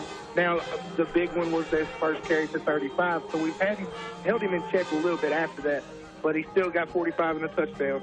Hightower, 6 rushes, 16 yards. Logan, 1 rush for 2 yards. Mitchell, 3 rushes for 2 yards.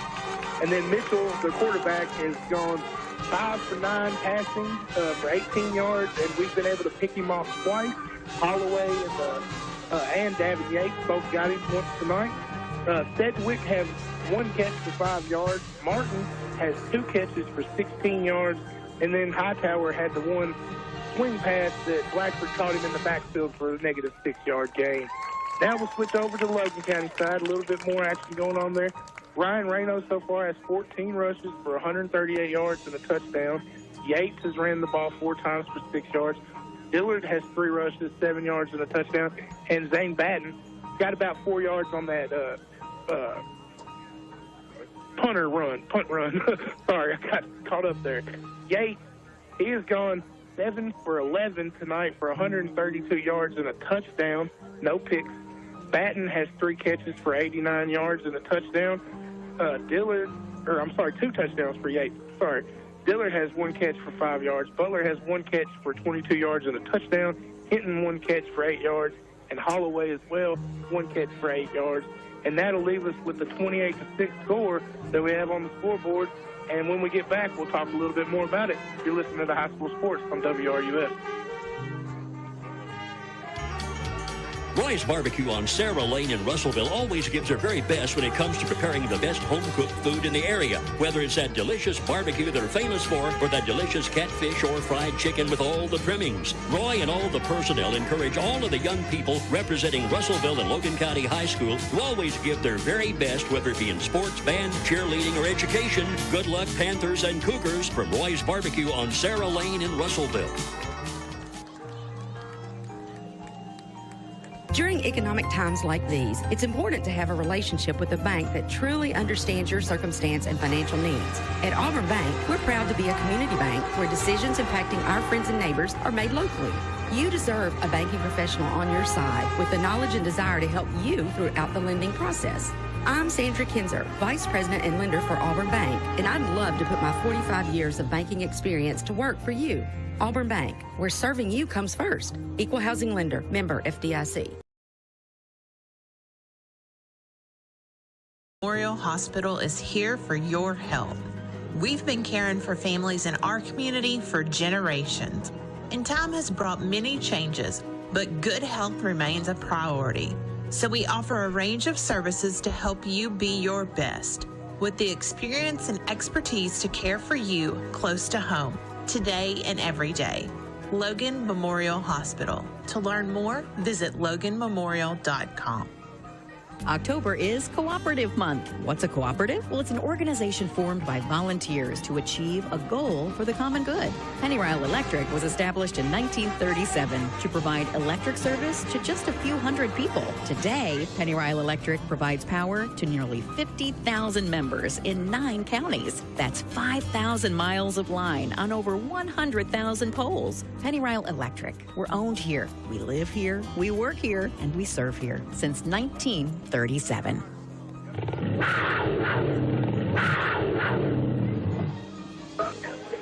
Back at Logan County High School, band on the field, entertaining all the fans in the stands, and a great turnout for the Logan County Cougar faithful as they have watched a great first half from the Cougars, 28-6 Cougars on top of the Maroons. Cougars, I thought, started out just, as well as you could possibly want. 2 touchdowns in about 5 plays. Of course, you had the big 63-yarder to Batten as the second one. Defense, I thought, has played outstanding, Austin. And the last, I got it 5 drives. After that touchdown from McAdoo, punt, interception, punt, interception. Cougar defense right now playing lights out. Yeah, you look at their stats, and really outside of that 35-yard run, we've really held them in check. There's nobody jumping out on the page. When you're looking at what they've done so far, we've done a really good job. Their quarterback only has 18 yards passing. Now, their running back does have 45 yards rushing, but like we said, he got 35 of them on one play. Sure. So outside of that, we've only held him to 10 yards. So we're doing a really good job. Just look to improve on that even more in the second half. Absolutely. I thought offensively the run game got going really well. The passing game, I thought was outstanding. It was set up by some of those big runs from Reno. And for the Cougars right now, I think the only thing not working, maybe Yates trying to keep it himself on some of the quarterback keepers, which he's a big part of that running offense. But right now, firing on all cylinders as long as they can stay penalty-free on the drive. Yeah, and we said it, Ryan Reno's going to come out and he's going to do his thing. But Yates, we said how much he likes to spread the ball around. He's hit 5 different receivers this game. Every one of them's been looking good, looking to continue that going into the second half. And what you did in the first half and trying to put this team away.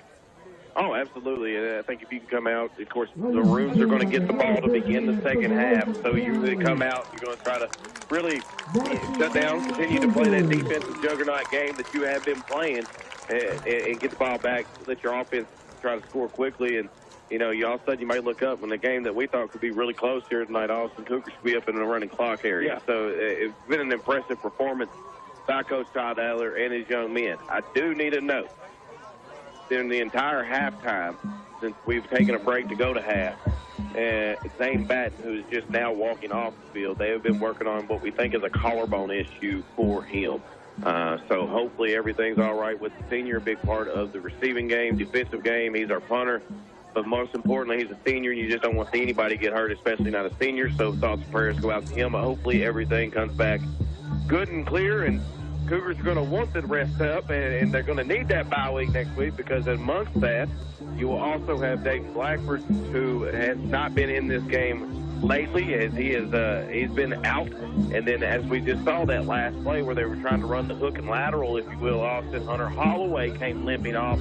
He got carted off on the gator to get back to the locker room at halftime. So right now, for the Cougars, it's going to be a battle of, hey, let's just come out of this game healthy with the W. And you was coming in already down Jack Delaney. Sure. So that's 4 players out of your wide receiver core that have been taken out, and then your safety on defense, so it's you never want to see it happen, but like we always say in football, their injuries are going to happen. It's just inevitable. It's just too rough and too physical of a sport. But every team has that mantra, next man up. So now your younger guys have an opportunity to come out there and get on the field. Sure. Get some playing time, get some confidence about them, and then you hope to turn this negative into a positive with the way they can continue to grow and make their game, take their game even to the next level. Absolutely. Cougars are about to come back out on the field to start warming up. We'll take a quick break here from Logan County High School, where the Cougars are on top at halftime, 28-6. We'll talk about the Cougars and what they can do here in the second half to come away with the big 3-0 district record, and that would be just absolutely massive to win in that district title. You're listening to High School Sports on WRUF. This is David Guyon from Riley White Drugs in Russellville. Since 1959, we've provided Logan County the best in health care from prescriptions to home medical equipment and more. This is Carly. In 1991, we acquired Clinic Pharmacy in Bowling Green, and in 2017, added Clinic Pharmacy Franklin in the Graves Gilbert location there. All three of our locations offer immunizations and handy drive-through services, interactive apps for refills, and the ability to notify you when your prescriptions are ready. We're Riley White on the square in downtown Russellville. At Logan Aluminum, we're committed to our community. We're happy to support our young people by sponsoring this broadcast of high school sports on WRUS. Every day, Logan Aluminum operates using principles and values expected of each team member to ensure our company is successful. Just like a sports team, all our team members play a vital role in our success. Best of luck to the Cougars and Panthers from Logan Aluminum. This broadcast of high school football is brought to you by Scott Waste Services, where we strive to do the right thing at the right time for the right reason. This approach provides a path for success both on the field and in life. Scott Waste proudly serves all the people of Logan County, including the cities of Adairsville, Auburn, Lewisburg, and Russellville. For all your waste disposal needs, call Scott Waste at 270-783-4016. Life is busy. We get it. That's why at First Southern National Bank, we are launching a new experience for customers. Our drive-thrus are being replaced with full access banking lanes that utilize new technology to give you greater convenience. You can now do almost everything you could do inside the bank or at the ATM, all from your car. Tellers are available via video to assist you if needed, and bank services now have extended hours. Learn more at fsnb.net. Member FDIC, Equal Housing Lender. At Summers & Son Funeral Home, we care about the people who live and work in our community, especially the kids. A good education. Promote our local schools. It will result in a brighter future for our entire area. This is Greg Summers of Summers & Son Funeral Home, committed to serving you with kindness and compassion, and proudly rooting on the Cougars and Panthers every step of the way.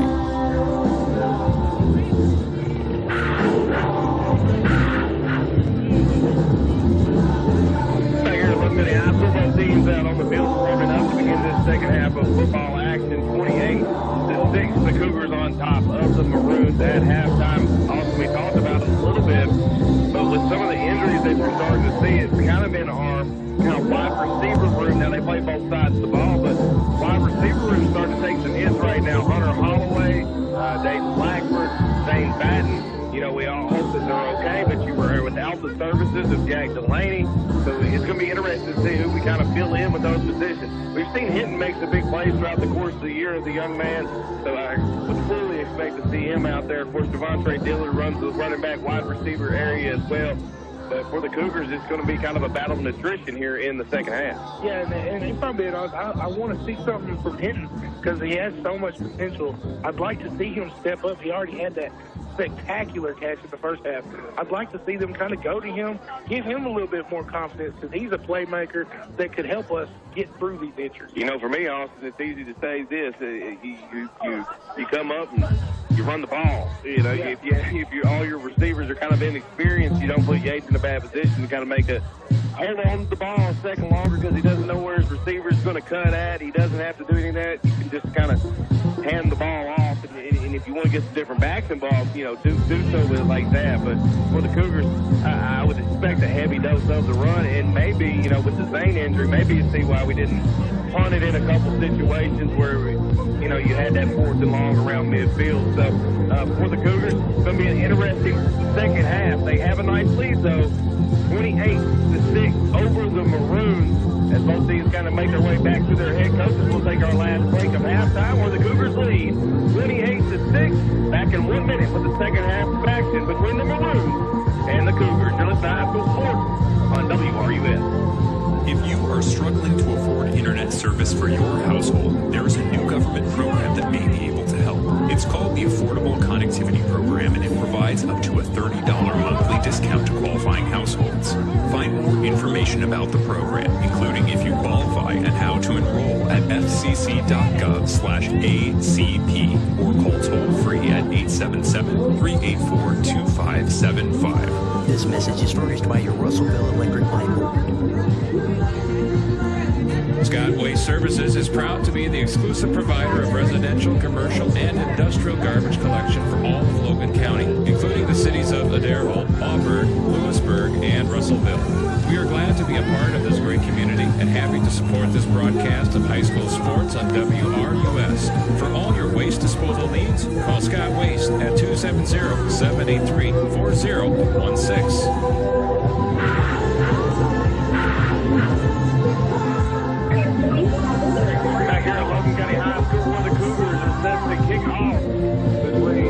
Kickoff to the second half, as the Maroons will be receiving the kick. Kyle Blues been handling the kicking duties on the kickoff tonight. Daniel Dawson not available tonight, so we will have Collins. I think been doing a great job. She kicks it to the right side of the field, and she kicks it around that in between the 30 and the 20 every time.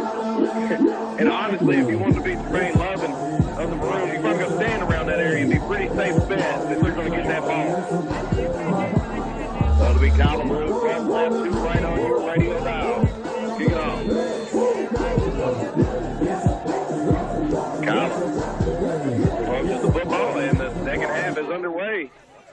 And the ball bounces and picked up by the up man. This looks like McAdoo. McAdoo just kind of bulldozes his way forward around the 33-yard line.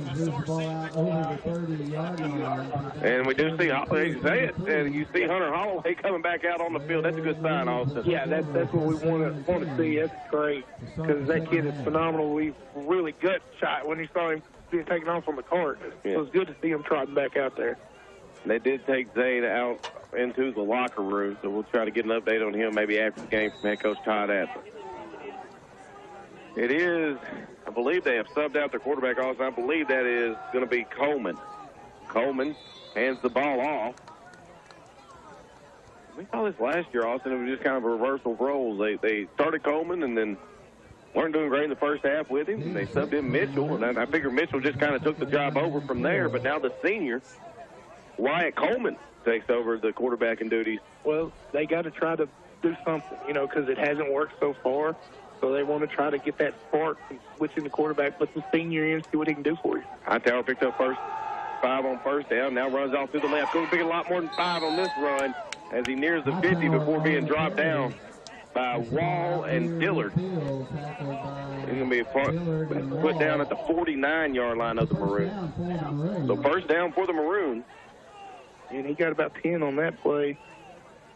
Just bounced it to the outside. Logan County got to pursue and flow better and get off them blocks. But give credit to the Maroon offensive line. They got out there and they...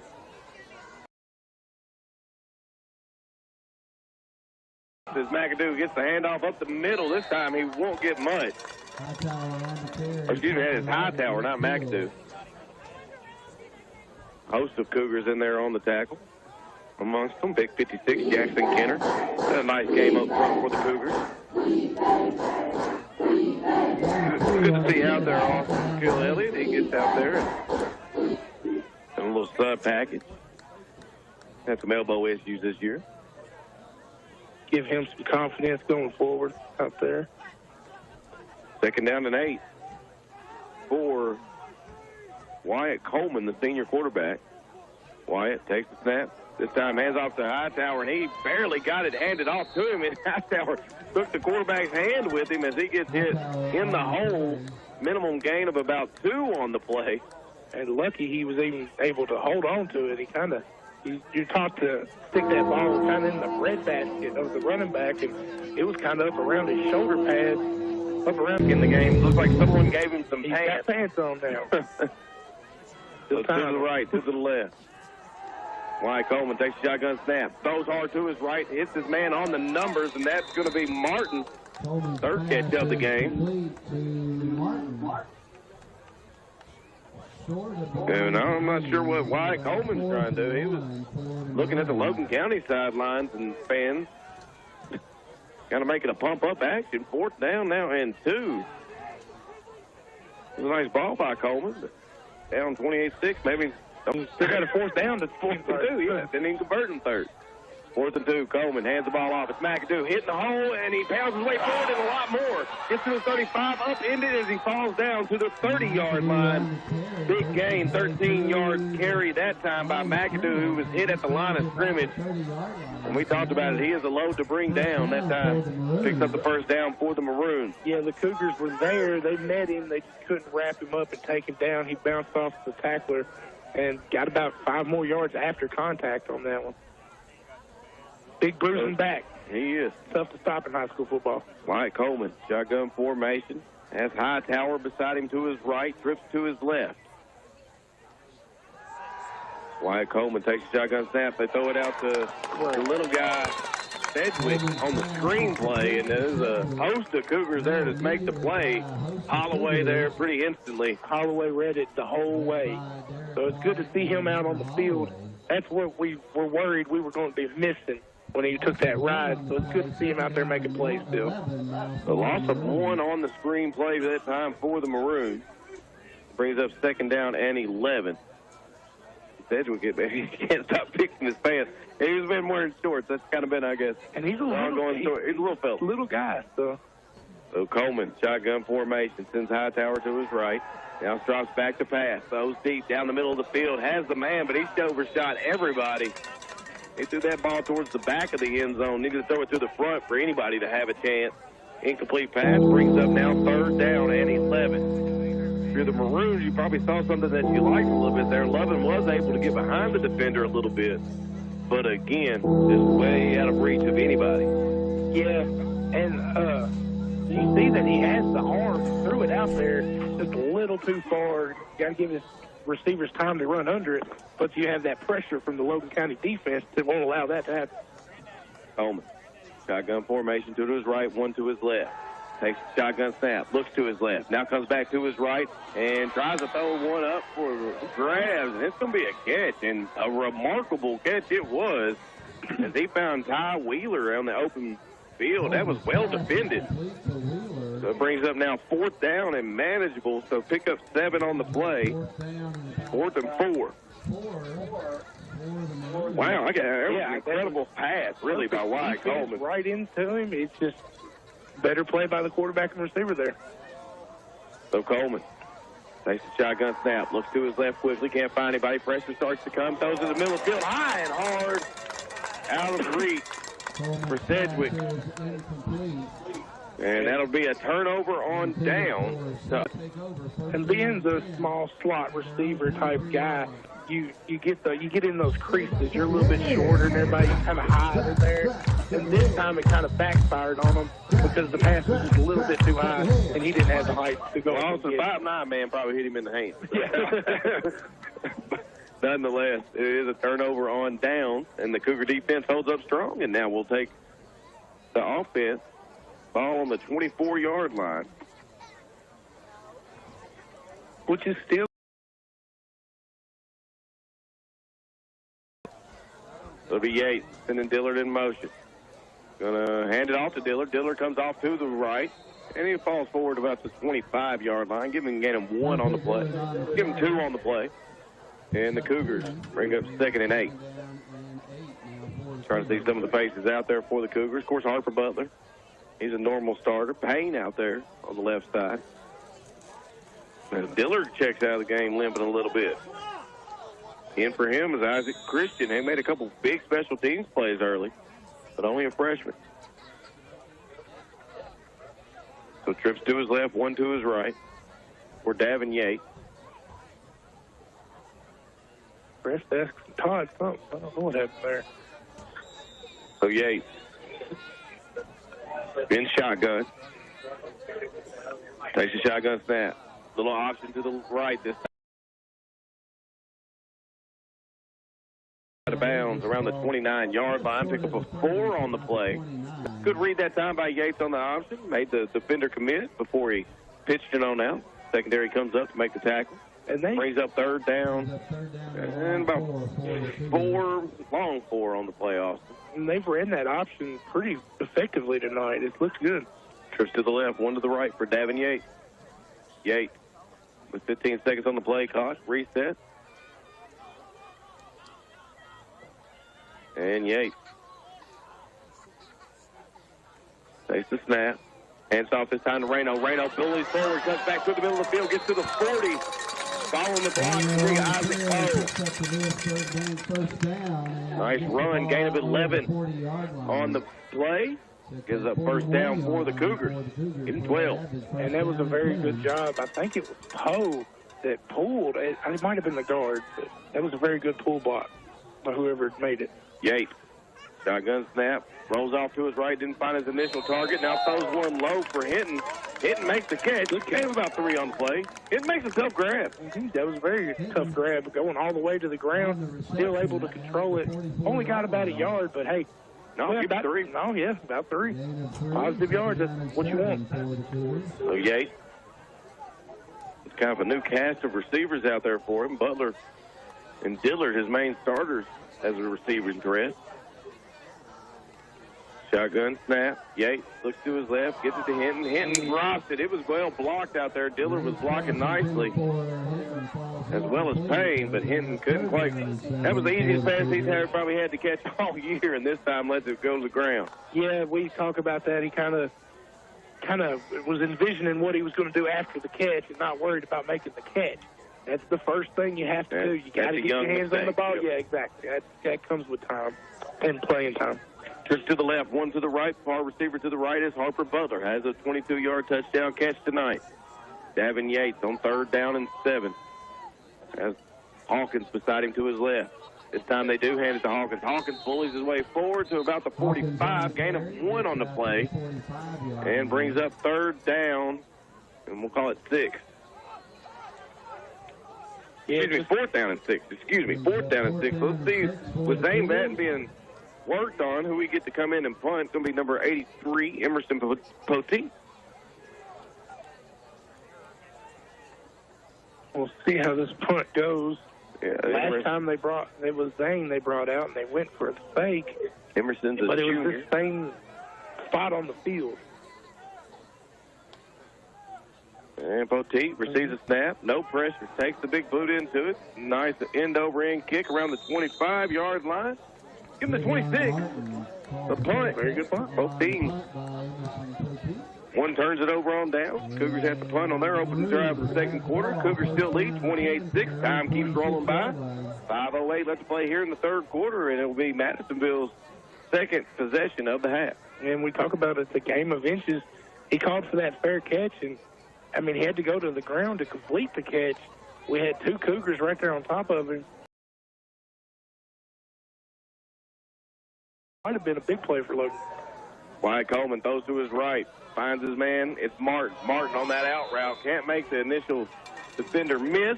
Runs out of real estate. Steps out of bounds. A couple players out there for the Cougars. Dillard and Holloway. But it's still a nice gain on 1st down. Bring up 2nd down and about 8 on the play. Or excuse me, 2nd down and 2. Gain of about 8 on the play.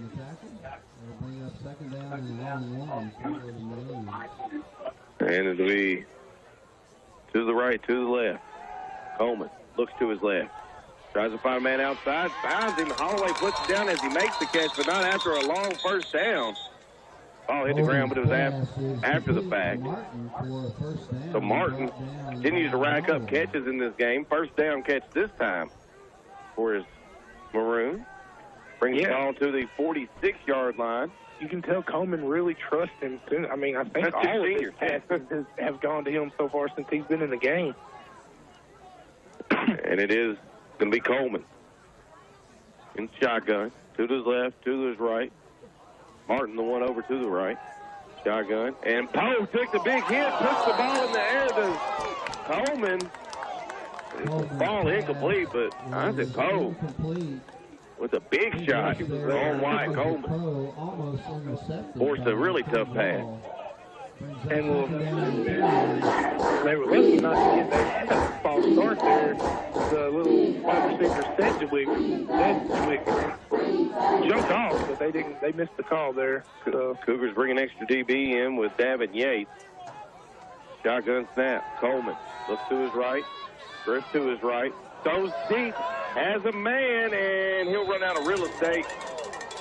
And it'll go incomplete. That time intended for Tremaine Lovett.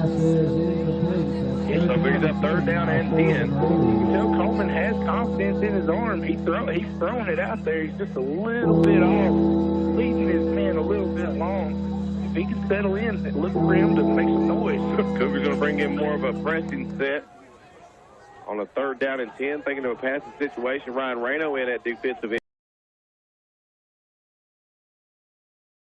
He's in the game for the Cougars.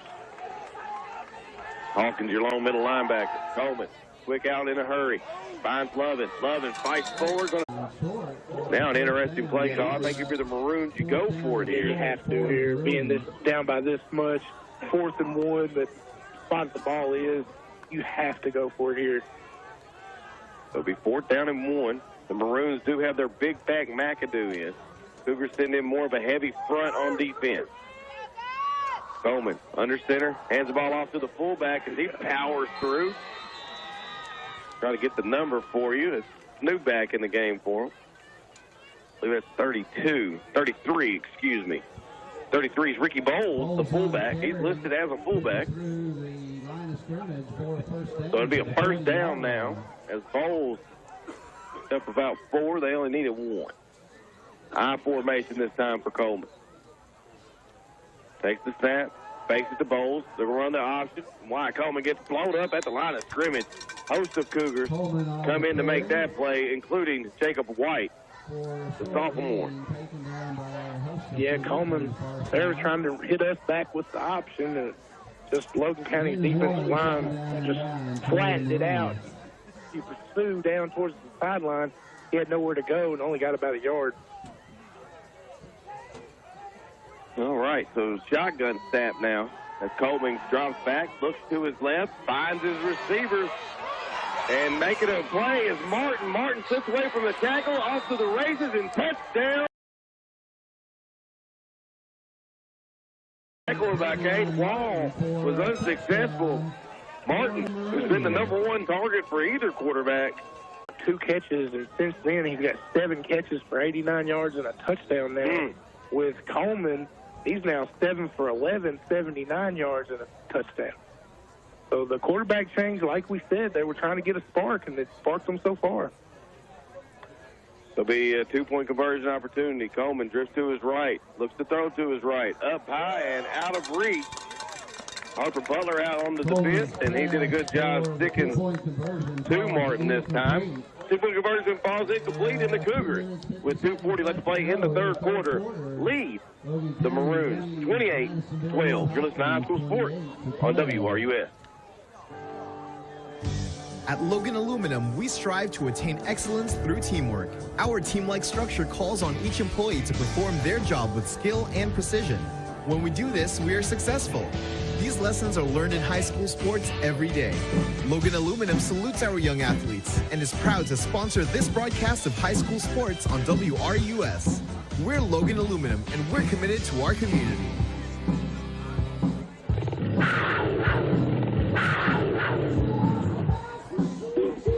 It was a simple 8-yard out. Martin's been running all game. This time they missed the open field tackle due to the Cougars. Martin was off to the races and puts it in the end zone.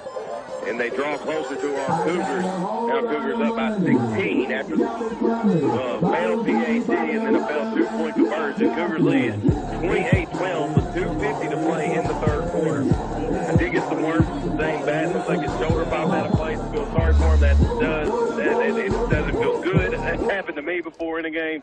They did pop it back in, so he seems to be all right. Or will be all right nonetheless. On the ensuing kickoff, Cougars do get a nice little return there. Wall had it. And it'll be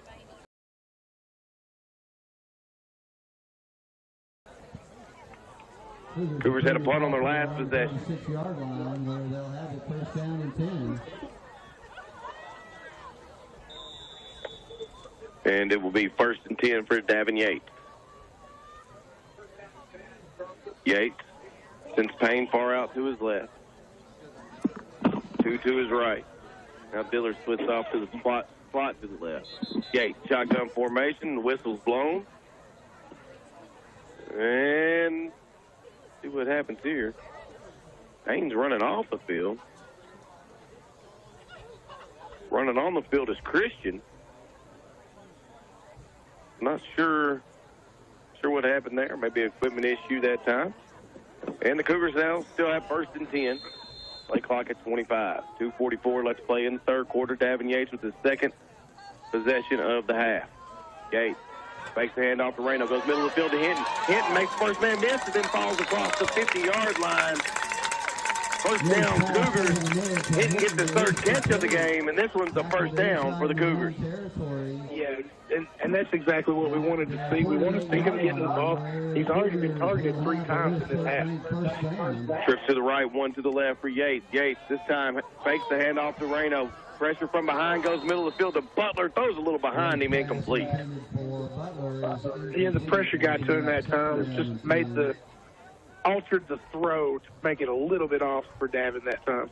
So 2nd down and 10, ball on the 48-yard line of the Maroons. And it'll be ball on the left hash mark. Short side of the field is the left side. Yates sets the line, takes the snap, hands it off this time to Reno, goes through the left, and fights through some traffic to pick up about 5 on the play before being brought down. Reno's big night continues. What do you have him at, Austin? He's got 17 rushes for 157 yards and a touchdown so far. Big night for the senior. So third. That's the line, takes the snap, hands it off, coming to the right to Reno. Reno drives to the 40, falls across to the 40, and pick up about 3, needed 5, and brings up 4th down and 2. I believe this is go-for territory for Coach Todd Adler's offense. Yeah, I think so, too. Coming into the game for the Cougars, Ryland Nichols. They're going to go in a heavy set now as Hopkins comes back in. And this is probably going to be that diamond formation that we're used to seeing in a big heavy set run. So Nichols, the up man, 2 backs beside Yates. Yates hands off to Reno. Reno pound forward, have enough for the first down. The pile keeps moving as they get close to the 30. And it was just a wave of Reno and company kind of fighting forward to the 30-yard line. Yeah, they started at the 31, 32. And they got about 8 on the play, just driving that pile the whole way. Very nice run. And we're used to seeing it from the kid. He's amazing. Trips to the left, 1 to the right for Yates. All on the 31-yard line of the Maroons. Yates fakes the handoff, comes over to Butler. Ball is high and goes through the hands of Butler. It falls harmlessly to the ground. That ball hung up there for a long time. Makes you nervous when you see that.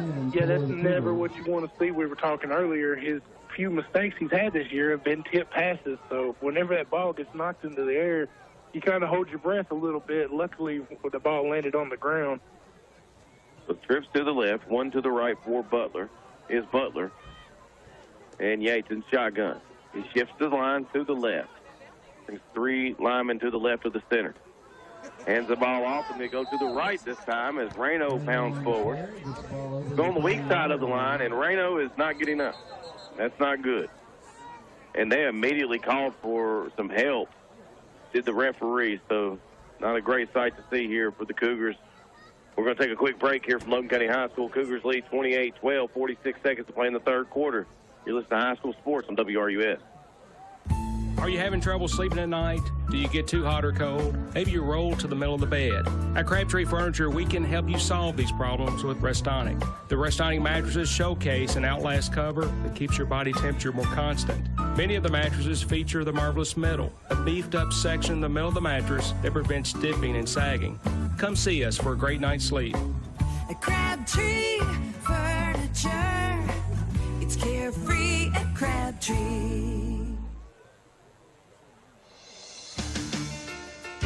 H&H Sheet Metal offers clients all over the country the capability and expertise to complete the job. With an experienced workforce over 100 strong and the equipment and skill to do the job right, we will accommodate our customer, whatever the need or time frame. For over 2 decades, H&H Sheet Metal has been a supporter of our local schools, and we are proud to sponsor this broadcast of high school sports on WRUS.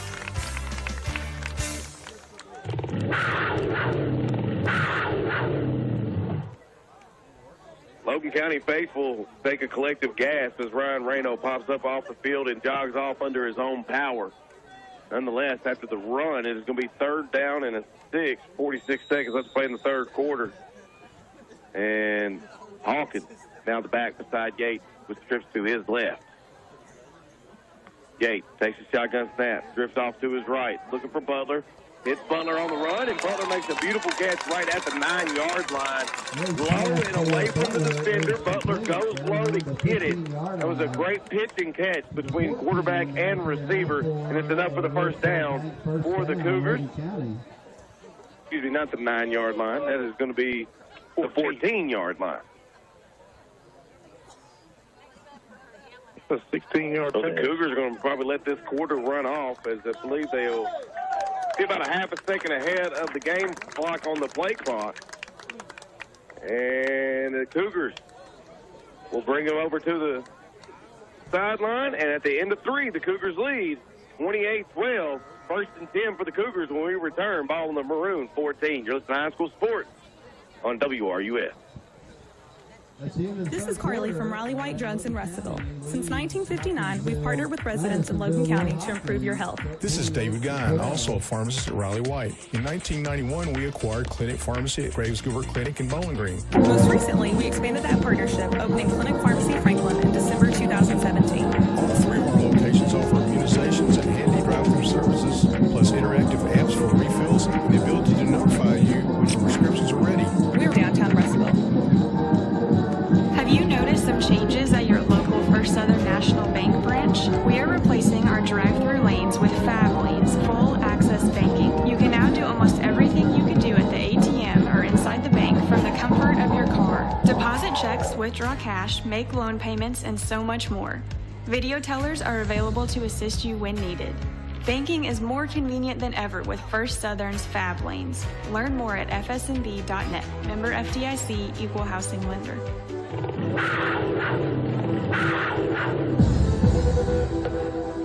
Go to the 4th quarter for the Cougars as it is a 28-12 lead over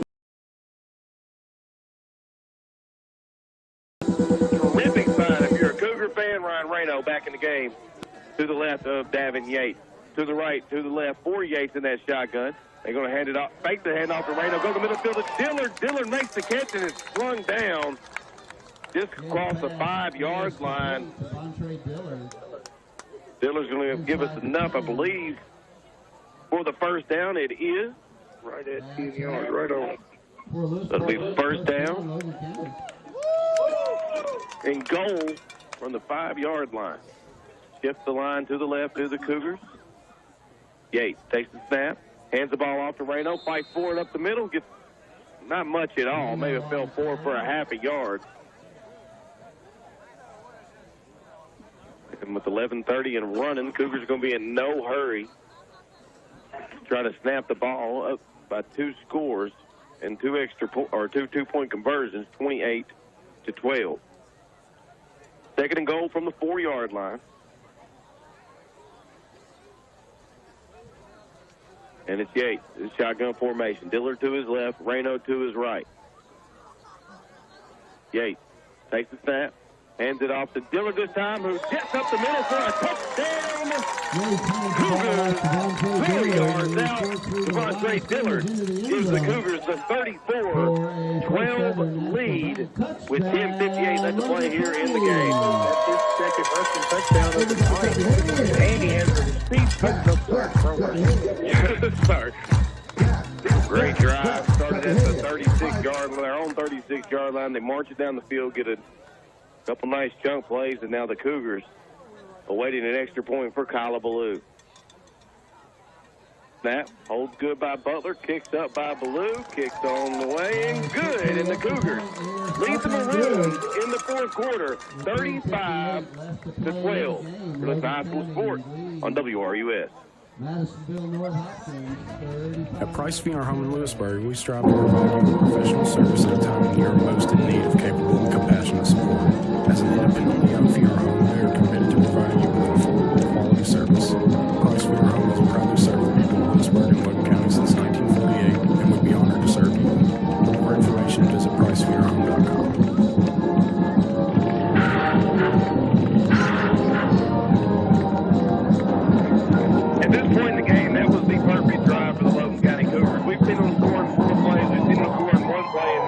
that time they marched the ball down, get first down after first down, and eventually pounded in from 4 yards out with Devontae Dillard, his second rushing touchdown of the game. Cougars lead 35-12. And now Kyle Blue back on to kick off to the Maroons. The Maroons have looked a little different offensively since Wyatt Coleman has been in the game. They scored their last drive out. And Kyle approaches the ball. Right foot goes into it. Little pooch kick. Falls down around the 30-yard line. Picked up by McAdoo. McAdoo on the run to the left. McAdoo cuts back towards the middle. Tries to make Taylor miss and does. Now gets to the 40. 35. Drags a man to the 30. And McAdoo is a playmaker, but there were a 2 flags down at the 40. Whatever it was, both referees saw it. They threw it at the same time, Austin. Usually in that area, you're going to get clipping, blocking the back, or holding. Yeah, you start cutting back across field, changing direction. Yeah. Hard to block. Yeah, holding. So holding be at the 39-yard line, so it should have started at the 29-yard line of the Maroons. So, man, it's a huge penalty when you really think about where the ball was going to be at the Logan County 29-yard line. About a 40-yard difference once they get done marking this off on the starting field position for the Maroons. And they've come into the second half with a different quarterback. They're trying to do different things to throw the ball around. So they found some pants for their second leading receiver. Yeah, if they could have started from the 30, it knocked back all the way to, looks like it's going to end up being the other 30. It's going to be about the 29-yard line. For Logan County. They are working on McAdoo down the field. He does pop up. And he'll be helped off by his head coach. So it'll be Logan County back on defense. They watched the Maroons score last drive, a big 39-yard pass. And I would have to try to find Javon Martin. He's on the slot to the right. Yates looks like he's man up on him. To the left, to the right for the Maroons. Coleman in shotgun formation. Takes the snap. Oh, no, he faked me and the Cougars as he barks the snap signal out. The Cougars and me jumped off sides. Austin, that'll cost them 5. Yeah, that was one of those where the ref says everybody jumped off sides. It wasn't just one number on that one, and we got they're doing up there. Shotgun snap. Coleman looks to his right. Goes to his right. Nearly picked off by Yates, but making the catch is Martin. And the tackle made, but not before a first down. Ball comes out to the 45-yard line of the Maroons. I mean, you just sit in that little out route wherever he's at. That's the only route he's made a catch out on is the 5-yard, 7-yard out route. Yeah, and I mean, I would have to see him burn me deep at this point. Yeah, Yates read it perfectly. He made the break, just couldn't get his hands on the ball. Trips to the left, one to the right. Coleman goes downfield in the middle of the field, and big hit this time, but making the catch is going to be Jermaine Lovett. Butler came and cleaned him up nicely. Good clean hit, but a huge gain all the way up to the 26-yard line of the Cougars. That a 29-yard pass. Coleman has really sparked this offense. Different look. They're throwing more air raid out. Less run. Of course, when you're down 35-12, you kind of need to put the ball in the air a little more. That's Coleman. First catch. Trips to his right. This time throws the slant route. It's going to be off the hands and incomplete. That time Ty Wheeler heard footsteps and decided it was best for him not to catch the ball. Ball comes off his hands, falls incomplete. Second down and 10 on the 26-yard line of the Cougars. Yeah, you know, trying to bend but not break on this drive. You know how that feels to make the catch, or to be there to make the catch, but you hear the man coming at you. It's tough to keep your focus and make that catch. So good job by Logan County to be right there. Absolutely. Referees going to take their own time out here. Let's see what they're discussing. They're talking to the sideline of LC. Let's see what goes down here. I mean, the crowd's in dead silence waiting to see. Is it the clock reset? Okay, it's a play clock reset, it looks like. This play clock in the far end zone, Austin, has gone out. Yep. So you can't have it on the other end zone if it goes out, so they'll just keep that at 0. Players will have to look at the referee, the back judge, to see if the play clock's running down. Coleman throws a little swing pass out, and making the catch is Logan, but there to clean it up was Butler initially, and then making the final tackle on it was Ryland Nichols. And ball will be marked on the right hash mark. And after no gain on the play. Ryland Nichols has been everywhere tonight. We've called out his name numerous times. He's having a very good game. Well, they stopped running his way after about the first quarter and a half of football. He was cleaning them up nicely. He and Poe over there on that left side. Cougars show blitz. Shotgun formation for Coleman. Coleman with the blitz coming, throws it deep down the middle of the field and just couldn't track the ball. Was Lovin. That ball was a beauty, and it was there. Lovin just couldn't track it in the air. He threw it between Wall and Holloway. Ball hit Lovin in the shoulder pad also. Yeah, he must have lost it in the air because, like, you see it and you're like, oh, no, he made the catch. And then the ball bounces right beside him. I honestly thought he overthrew him. Yeah. The ball hit him in the shoulder pad. Wow. 4th and 10. Coming up, big job. Yeah, big steal for the Cougars trying to get off the field here on 4th and 10. Ball on the 26-yard line of the Cougars. Under 9 minutes to play in this football game. Coleman takes the snap, looks to his left, throws to his middle of the field, and it's picked off by Holloway. Holloway with INT, number 2. And the Cougars force their 3rd interception of the game. Holloway second. Just perfectly read by Holloway. And I want to give the credit to the front line of the Cougars defense there. They were in the quarterback's face immediately. He had the tough throw, bounces off the receiver's hands, and then the heads-up play from the free safety Holloway to get his second pick. Kind of the same type of play to being heads up both times to bring them in. Yes, Sedgwick was there. He just couldn't make the catch, but it came a great opportunity for the Cougars. He would have been short of the line to gain, I believe, if he made the catch, but it doesn't matter. Turnover to turnover, and the Cougars take over at the 19-yard line. Shotgun snap, hands off to Reno. Reno fights forward as Poe bullies his man down to the ground with the pancake on the run. Gain of 3 on the play. And you love to see that from an offensive line. I love the physical play. You play till that whistle blows. That's what you're taught from the time you're 5 to now, you know. Play till that whistle blows. To the right, 1 to the left.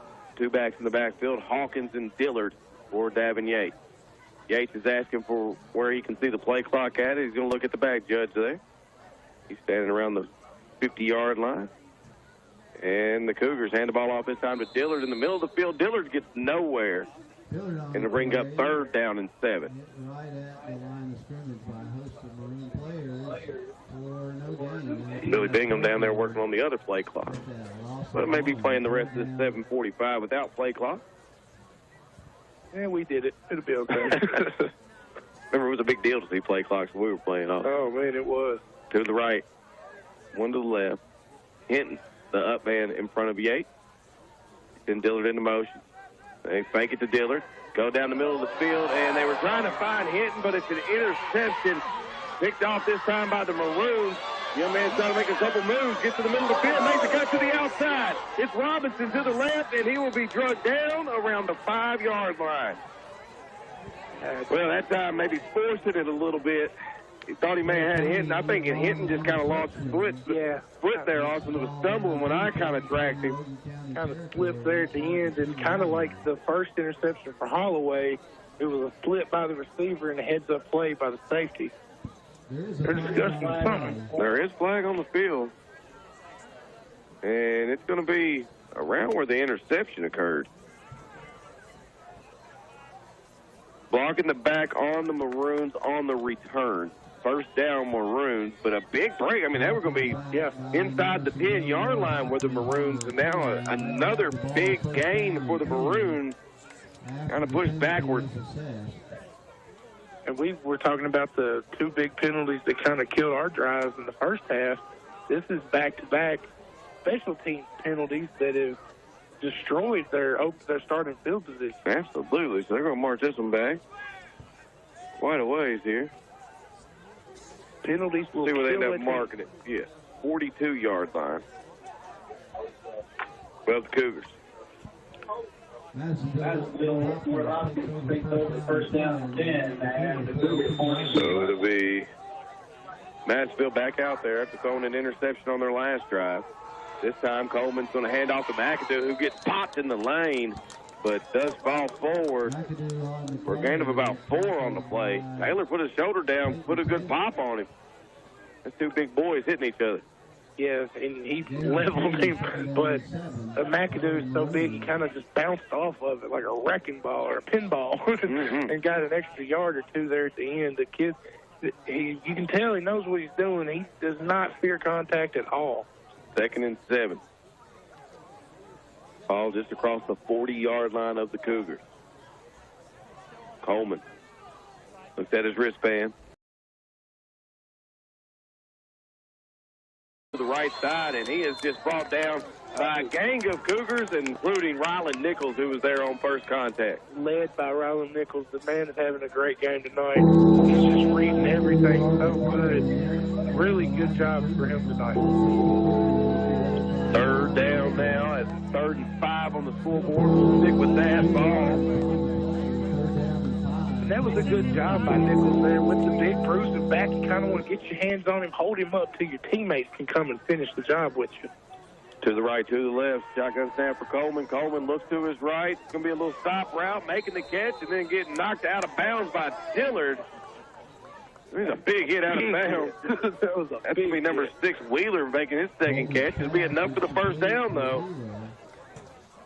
So the Maroons will needed 5, probably picked up 6 on the play, 7 on the play. Dillard there.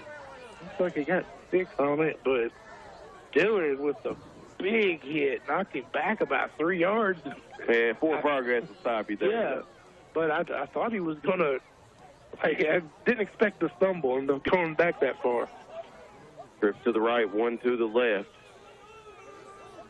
for Coleman. Played the whole second half here for the Maroons. The senior takes the snap, going to ride it in the belly of McAdoo. McAdoo cuts out to the left, now comes back to the middle of the field at the 20, and then Gang gets tackled by Jacob White and company as he gets it around the 21-yard line, Yeah, or excuse me, 16-yard line. Yeah, that's easily his second biggest run of the night, about 15 yards on that one. We had him at the line of scrimmage. We tried to get him around the feet, and he kind of stepped through that arm tackle. You got to wrap up and take him down. Coleman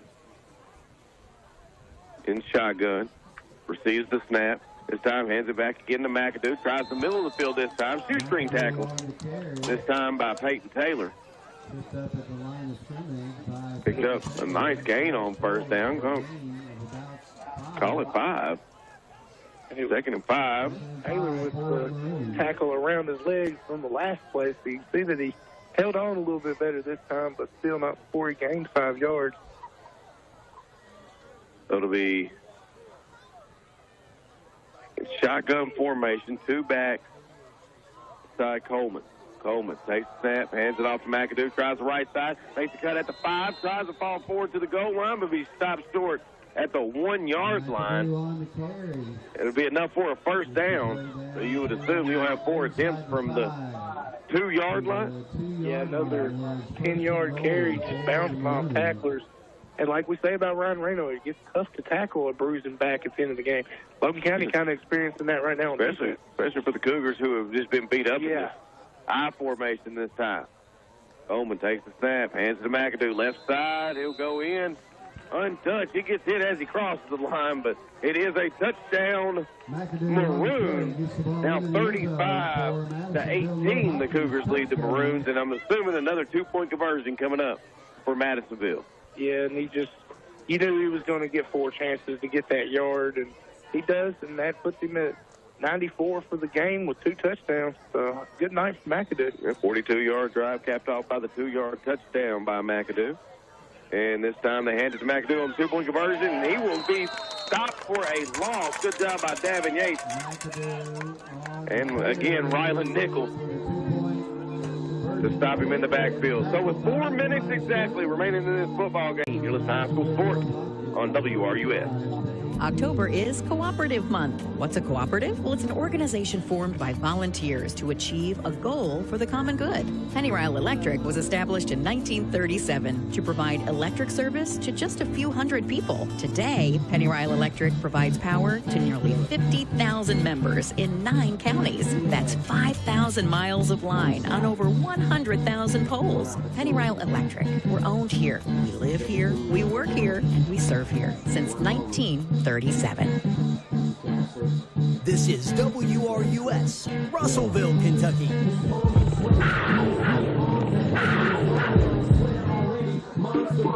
In the late stages of the game now, 4 minutes remain, 35-18. The Maroons put another one in the end zone, this time with their big back, McAdoo. Cougars are completely anticipating an onside kick, got their hands team in, as they do lead 35-18. The defense man is Holloway. He stands at the 25-yard line, but I believe everybody in the stadium thinks an onside kick is coming from the Maroons. It'll be Logan kicking it. Logan approaches the ball, and it is an onside kick. It doesn't go 10 yards. Logan runs into it. Cougars recover regardless. There'll be a flag, and the Cougars will take over with 4 minutes remaining in this football game. Then 1 second ran off the clock, so 3:59. Yeah, kind of tried to run that little, like, Pat McAfee type onside kick where he kind of kicks it in front of him, and he runs up and follows the ball and gets it right as it crosses 10 yards. Bad bounce, it bounced right back to him. And as soon as it touches the kicker, that's where the ball stops. So Logan County is offense coming back out on the field, doing interception to end their last drive. But they have much better field position this time. Ball on the Maroon 48.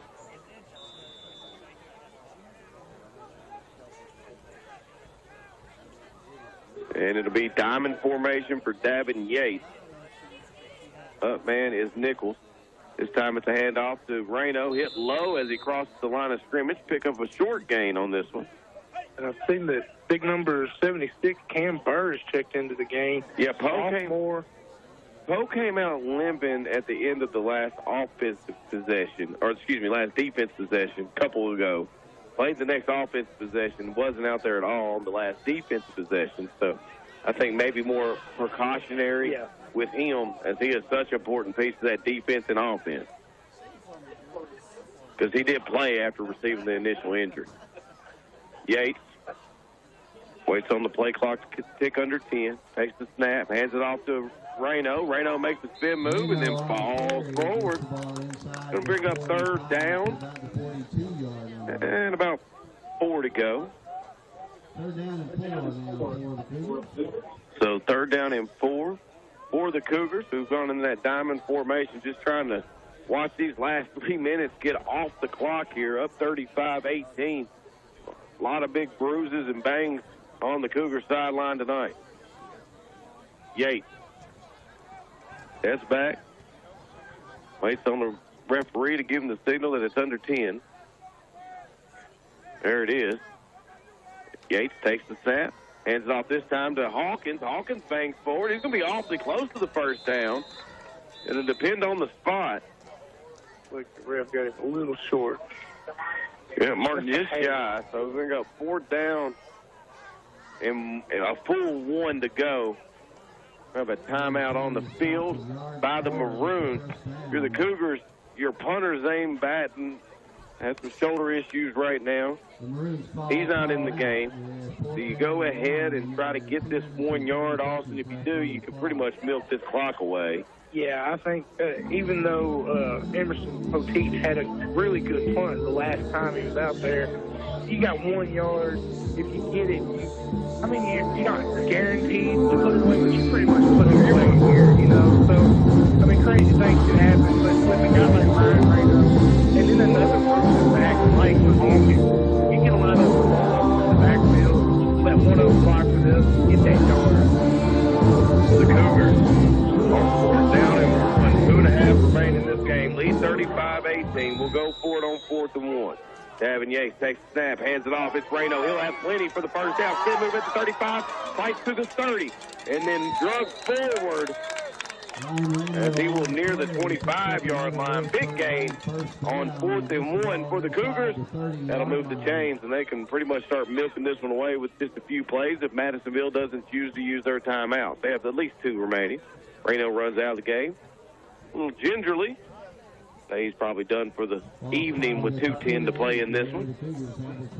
Hawkins and White in the backfield with Yates. I like this look. I noticed that last play a little too late. They've got an extra offensive lineman in there as an eligible receiver on the end to give them that extra blocker. It's Peyton Taylor, too. That's the man beast. So the Cougars will watch it tick under 2 minutes now.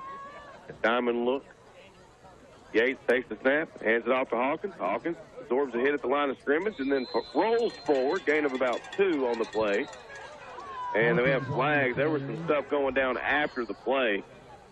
There was a big boy referee. Boy, he was sprinting off, and he would just smoked you in the 40-yard dash. Well, that don't make sense. I could be in a car and you can still beat me.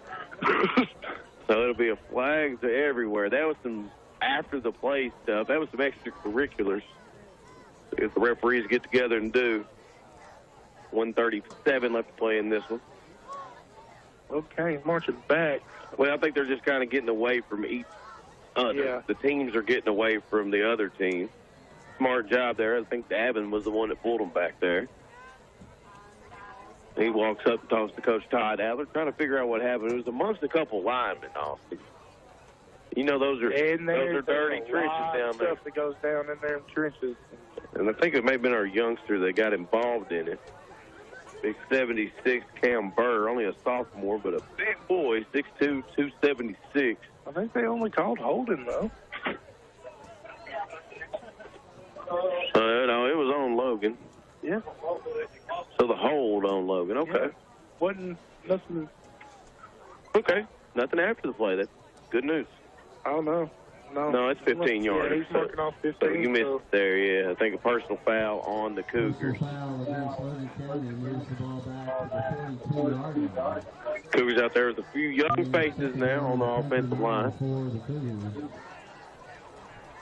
And it'll be Yates in shotgun formation. Fox running at 135.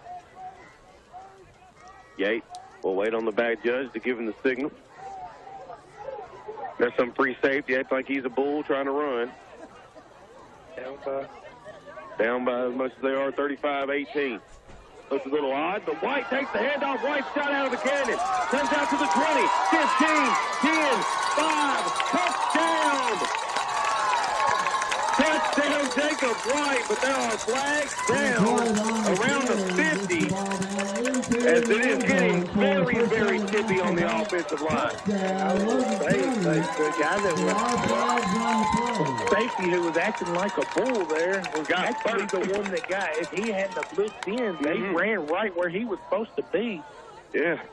So acting a fool, get foolish rewards right on. Yeah, I don't know where that came from, but. So I'm not sure what the flag is, because I think it came in well after White had turned the corner.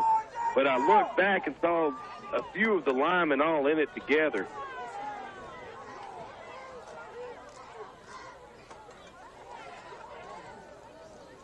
Holding on the offense. Oh, man. Jacob White's touchdown has been erased. This will march the Cougars back at the point of attack. So, I mean, it's going to be a 1, 2, 3-yard gain off for Jacob White. It was going to be a 42-yard touchdown run. I don't know. They're going back. Yeah. He worked it off. So. And so now Cougars have 2nd and forever. They need the 19 for a first down. Ball's at the 50. And there is 1:10 remaining in this football game. Watch those big boys up front. It has gotten tippy on the offensive and defensive line. Knee by Davin Yates. see if the Maroons choose to take a timeout. They shouldn't. I mean, down 35-18. Under a minute to play now for the Cougars. See when the referees decide they want to blow this play in. It has been getting chippy here lately.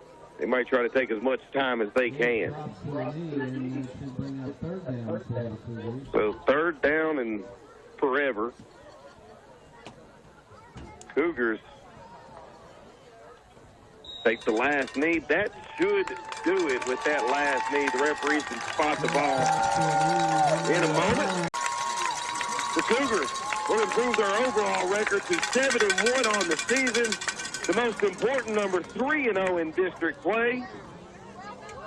The Maroons will fall to 5-3 and 2-1 in district play. 6 seconds still running off the clock. Teams are out in the handshake line. We'll call it a good game as the Logan County Cougars defeat the Madisonville North Hopkins Maroons 35-18. We'll be back to talk about it. You're listening to High School Sports on WRUS. Folks come from miles around to eat at Roy's Barbecue. Delicious pulled pork, barbecue beef, ribs, or chicken. Plus, Roy's mouth-watering catfish, burgers, club sandwiches, and daily specials. All served with tasty sides like baked beans, white or one of Roy's one-of-a-kind fried thighs. Hungry yet? Head to Roy's Barbecue, 101 Sarah Lane, just off the Russellville Bypass. And the Little Pit, 414 Franklin Street, Russellville. Are you finding that you just aren't using your home phone as much as you used to? Instead, are you using your cell phone and your home Wi-Fi to stay connected to friends and family? Did you know that you could drop your home phone with LTC Connect and still retain your Cooperative membership with your internet package? Yeah, you could save approximately $20 per month when also considering all the taxes and fees from the phone line. Simply call LTC Connect today to learn more. Today is for your family's health at Logan Memorial Hospital. We're here to help you be your best with primary care services for the whole family. We offer individualized care with a focus on wellness that includes routine screenings and preventative care. If you need a family doctor, we make it easier to find one. Logan Memorial Hospital, today and every day. To find a healthcare provider, visit loganmemorial.com. At H&H Sheet Metal, we recognize the tremendous lessons our young people learn by participating in high school sports. Lessons in teamwork and accountability, hard work and perseverance, and finally, how to win and lose with grace. These lessons will be applied every day of their adult life. At H&H Sheet Metal, many of our employees are former athletes because they continue to put what they learned into practice. We are proud to support our local schools and proud to sponsor this broadcast on WRUS. Life is busy. We get it. That's why at First Southern National Bank, we are launching a new experience for customers. Our drive-thrus are being replaced with full-access banking lanes that utilize new technology to give you greater convenience. You can now do almost everything you could do inside the bank or at the ATM, all from your car. Tellers are available via video to assist you if needed, and bank services now have extended hours. Learn more at fsnb.net. Member FDIC, Equal Housing Lender. Everybody needs a place to sit at the end of a long day. A favorite chair, maybe an ottoman, where you can put your feet up and let your cares float away. That's the way it is at Crabtree. Furniture shopping is easy at Crabtree Furniture. It's carefree at Crabtree.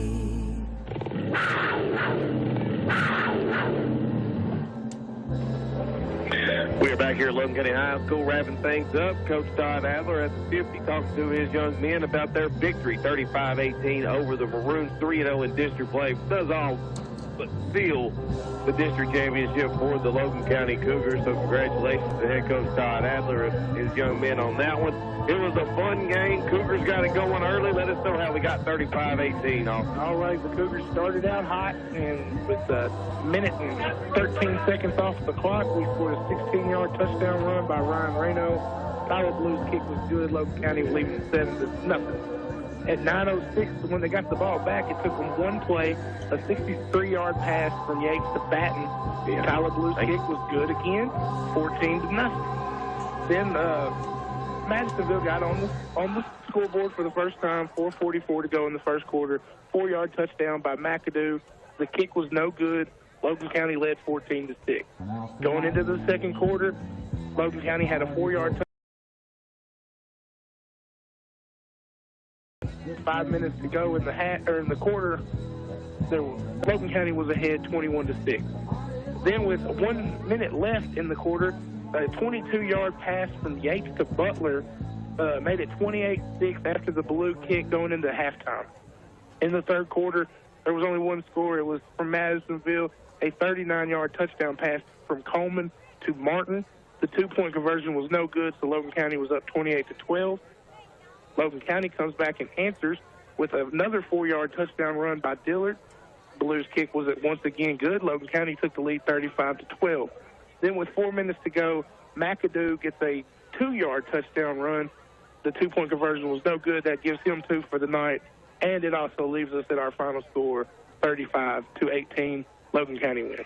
Logan County on the big victory. It improved to 3-0 in district play, 7-1 overall on the season. And Coach Todd Adler just broke the huddle. We'll see if we can get him up here in a moment. If not, we'll give you some individual statistics when we return. You're listening to High School Sports on WRUS. Teamwork is the ability to work together toward a common vision. It's the fuel that allows common people to attain uncommon results. At Yates Pharmacy, they believe you, your doctor, your insurance company, and your pharmacy must work together to ensure your health and well-being. Their job is to make sure you understand what you're taking and why. Then they'll work with your insurance company to get your medicine at the lowest price possible. Make sure Yates Pharmacy is on your healthcare team. Yates Pharmacy, 432 Hopkinsville Road, Russellville.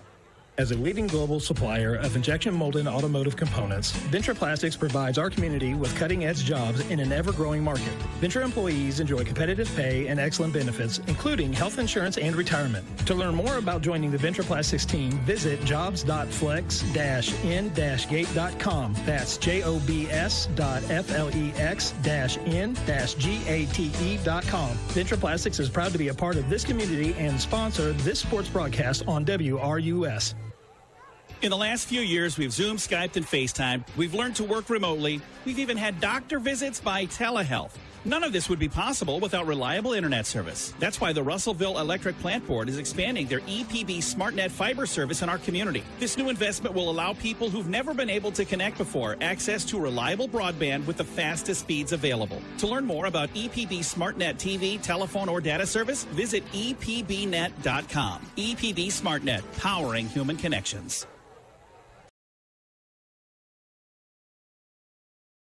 To animal excellence since 1894. Your Russellville Southern States Cooperative carries Purina feed products for poultry, cattle, horses, and more. Let their experts help you select the right feed and replacement mineral plan to keep your animals healthy and growing.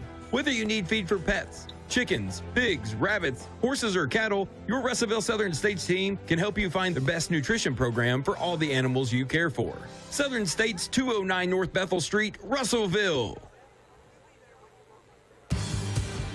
Summers and Son Funeral Home proudly salutes the young people of this great community. Generations of Rangers, Tigers, Rams, Cardinals, Bears, Cougars, and Panthers make up this place we call home, and we are honored to serve you. So dig deep, give it all you've got, and know we're rooting for you every step of the way. Summers and Son Funeral Home, 210 North Thurston Drive, Russellville. When you hear news about rising interest rates, inflation, and the state of our economy, you can't help but wonder, how will this impact me, my family, and my wallet? I'm Brian White, president of Auburn Bank. For over 90 years, we've helped the people of this community meet their financial goals by making sound local decisions that have your well-being in mind. That's what we mean when we say where serving you comes first. Please visit us at Auburn Bank, Hopkinsville Road in Russellville, or West Main Street in Auburn. Equal housing lender, member FDIC.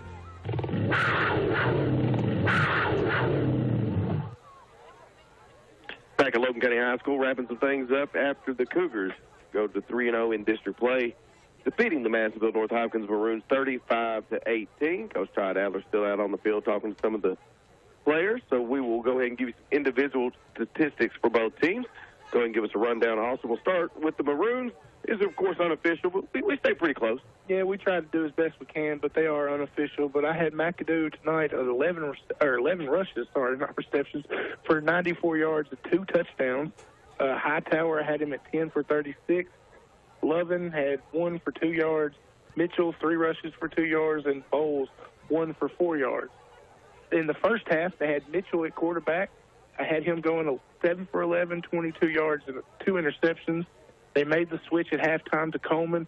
He ended up 10 for 17, 124 yards, a touchdown, and a pick. Mostly going to Martin, who ended up with 8 catches, 99 yards, and a touchdown. Sedgwick had 2 for 4 yards. Hightower lost 6 on his 1 catch. And then Wheeler had 2 for 13. Logan had 1 for 29 on a big play. Big plays by the Logan County defense, though, getting all them interceptions, 3 on the night. Absolutely. Forcing those 3 turnovers, a couple hit balls, and Holloway gets a couple turnovers. I thought it was a big night from the secondary. Cougars offensive stats. All right, well, let's start where we usually start. And Ryan Reno, I had him tonight at 24 rushes, 191 yards, and a touchdown. Yates had 4 rushes for 6 yards. Dillard come in, he had 6 rushes, only 13 yards, but 2 for a touchdown. And then Hopkins had 2 rushes for 6 yards. White, 1 for 3 yards. But we know it was really about 42 yards to the house, but it got called back. He ended up getting 3 on the play. Batten, 1 rush for 4 on the fake punt. Then we move into the passing. I had Davin Yates tonight. He was 11 for 19 with 173 yards, 2 touchdowns, and 1 interception. Most of his passes in the first half were going to Zane Batten, who had 3 catches for 89 yards and a touchdown. Dillard had 2 for 15. Butler had 2 for 38 and a touchdown. Hinton had 3 catches for 23 yards, and Holloway got in on the offensive side with a catch for 8 yards tonight. Tried to hit that Statue of Liberty type, flea flicker type play, but just couldn't quite get it there at the end of the first half. Cougars defeat Madisonville 35-18. Coach Todd Adler making his way up. We'll take a quick break. When we return, we'll be on with the head coach of the Logan County Cougars. Listen to High School Sports on WRUS. At Price Funeral Home, we know the things that are important to the families we serve. After all, they're the same values that have guided our business since 1948: family, community, and personal service. At Price Funeral Home, we are dedicated to creating a meaningful funeral service. Price Funeral Home, 252 East Green Street in Lewisburg. For more information, visit pricefuneralhome.com. Having to wait is inconvenient, especially when it comes to banking. We never want to be an inconvenience at Lewisburg Banking Company. Instantly issuing debit cards is just one way we are making banking more convenient. Stop by any of our 4 offices today to experience the convenience that Lewisburg Banking Company has to offer. Past, present, promises. Lewisburg Banking Company, serving Logan and surrounding areas for 125 years. Member FDIC, Equal Housing Lender. This is David Guine of Riley White in downtown Russellville. We are proud to support this broadcast of high school sports because we know our young people work hard every day in the classroom, on the practice field, and at game time. Their effort to because we strive daily to be your total health care solution. Whether it's prescriptions, home oxygen, diabetic supplies, or medical equipment, Riley White is eager to earn your business.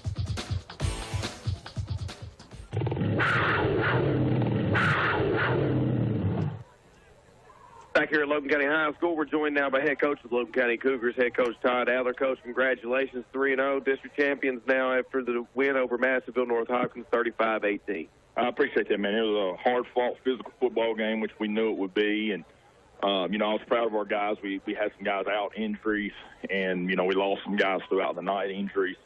And, our young guys stepped up, played a big role. And, that was what we was needing from them. And, really, really proud of our team and the way that we had to kind of play Iron Man football tonight. A lot of the side, both guys playing a lot of ways and not coming off the field. And really, really proud of them. Coach, you did talk about you had a couple players get dinged up tonight. I mean, saw a couple players come out of the game, didn't come back in. You got any reports on any of them, or just too early to see? I just talked to Dayton Blackford's uncle, and he dislocated his finger early. I guess it was in the second quarter probably, and he's in Bowling Green right now. I think the report I just got, they're going to try to give him a couple shots and try to pop it back into place. And then Zane Batten, we don't know the extent, but we think it's a shoulder dislocation. So he's had it wrapped up and in ice, ever since it happened. So we'll just have to kind of get a verdict on that. And then, of course, Jack didn't play tonight.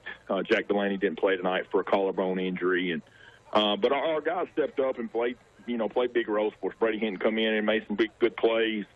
Vontre made some he come out and played defense for us, quite a bit. Deshaun come back and looked okay. And hard-fought game. And like I said, we knew that they had some power, especially in the backfield with McAdoo and the Hightower kid. And I thought we did a really good job, other than a drive or two of preventing big plays to let them score some points. But hey, you keep a team like it out of the end zone is pretty tough. But I was really proud of our guys. Coach, your team forces 3 turnovers, 3 interceptions tonight. Talk about the secondary's play when they kind of went to the air a little bit tonight. Yeah, and we knew that if we took away their run or challenged the run, that they would. And hey, our secondary guys played up and to the challenge. We missed a couple out routes that we knew that was kind of their bread and butter. They scored on one down there, and but like I said, we had some guys stepping up in some big positions. So we can't expect them to make every single play. So hats off to Madisonville for giving us a great physical football game. I thought the score may be a little lopsided, but it was physical out there, especially at the end when we was trying to run the clock out. There was some pushing and shoving and some words exchanged. It was a physical football game. So hats off to them, and hats off to our guys that they're being rewarded for back-to-back district champions. And then hey, we get a 9-day break, so we're looking forward to that. Coach, you mentioned it. It's not done with district yet, but this does give you the district championship as you're crowned in the season. What does that mean to these young men, these seniors? And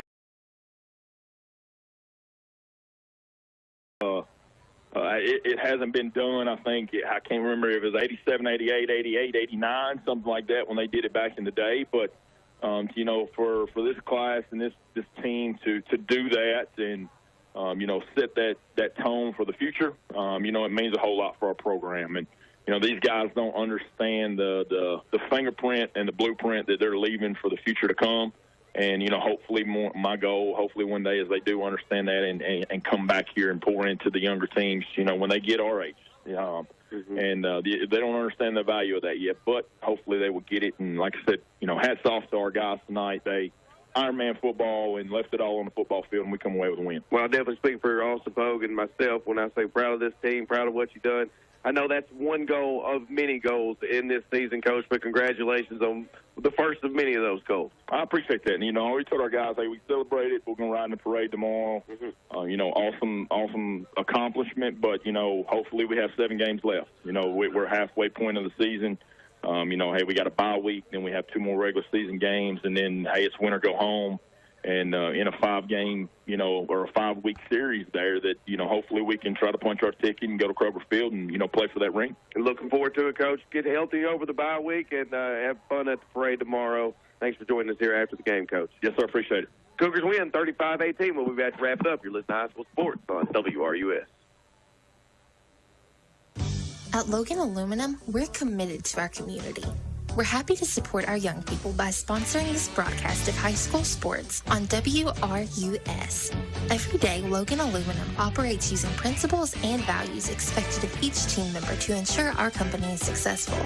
Just like a sports team, all our team members play a vital role in our success. Best of luck to the Cougars and Panthers from Logan Aluminum. October is Cooperative Month. What's a cooperative? Well, it's an organization formed by volunteers to achieve a goal for the common good. Pennyrile Electric was established in 1937 to provide electric service to just a few hundred people. Today, Pennyrile Electric provides power to nearly 50,000 members in 9 counties. That's 5,000 miles of line on over 100,000 poles. Pennyrile Electric. We're owned here. We live here. We work here. And we serve here since 1937. Scott Waste Services is proud to be the exclusive provider of residential, commercial, and industrial garbage collection for all of Logan County, including the cities of Adairville, Auburn, Lewisburg, and Russellville. Remember, the third pickup of each month is for your recycling cart. Please place it 3 feet from the street the night before your scheduled pickup. For all your waste disposal needs, call Scott Waste at 270-783-4016.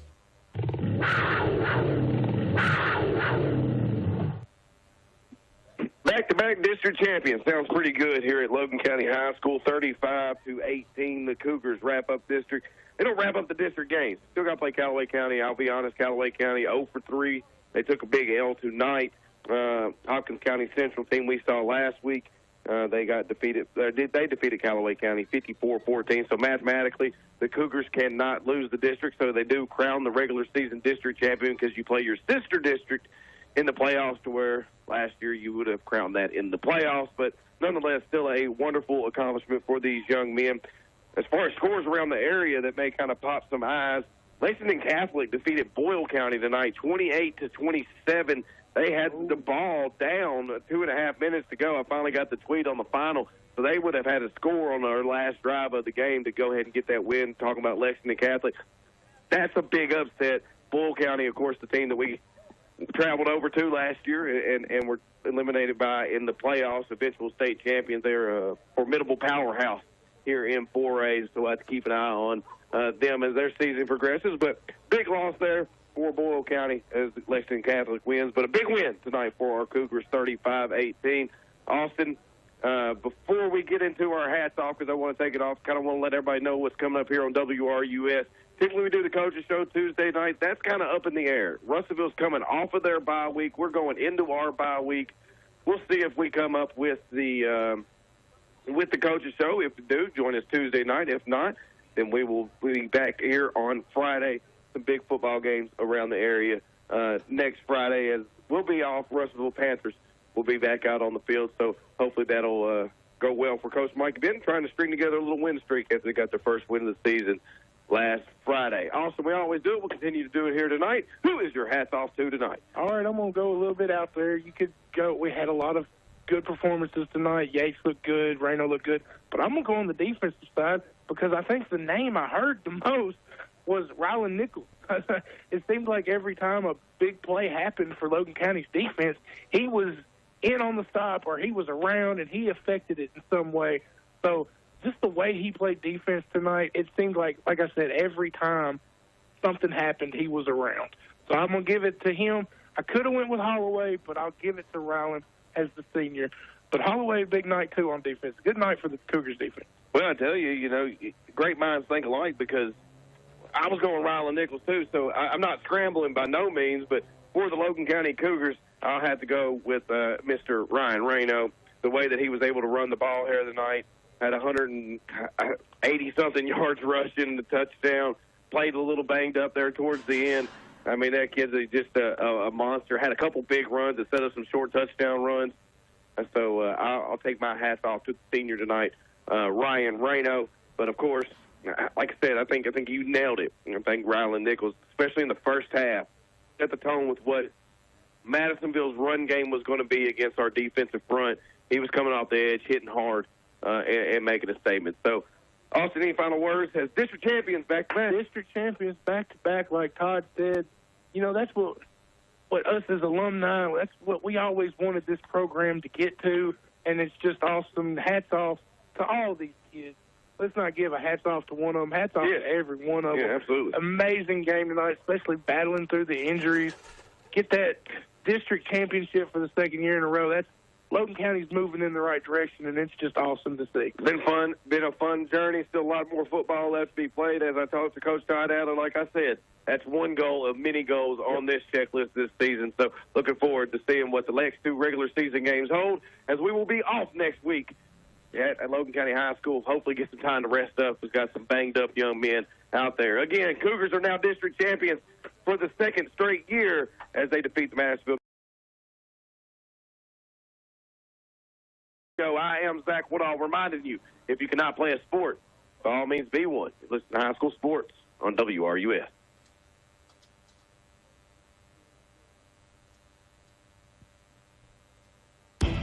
Thanks for listening to High School Sports on WRUS, brought to you by our sponsors, Yates Pharmacy, Southern States, Crabtree Furniture, First Southern National Bank, Scott Waste, H&H Sheet Metal, Riley White, Logan Aluminum, Lewis Auburn Banking Company, the Russellville Electric Plant Board, and Summers & Son Funeral Home. Thanks for listening to WRUS.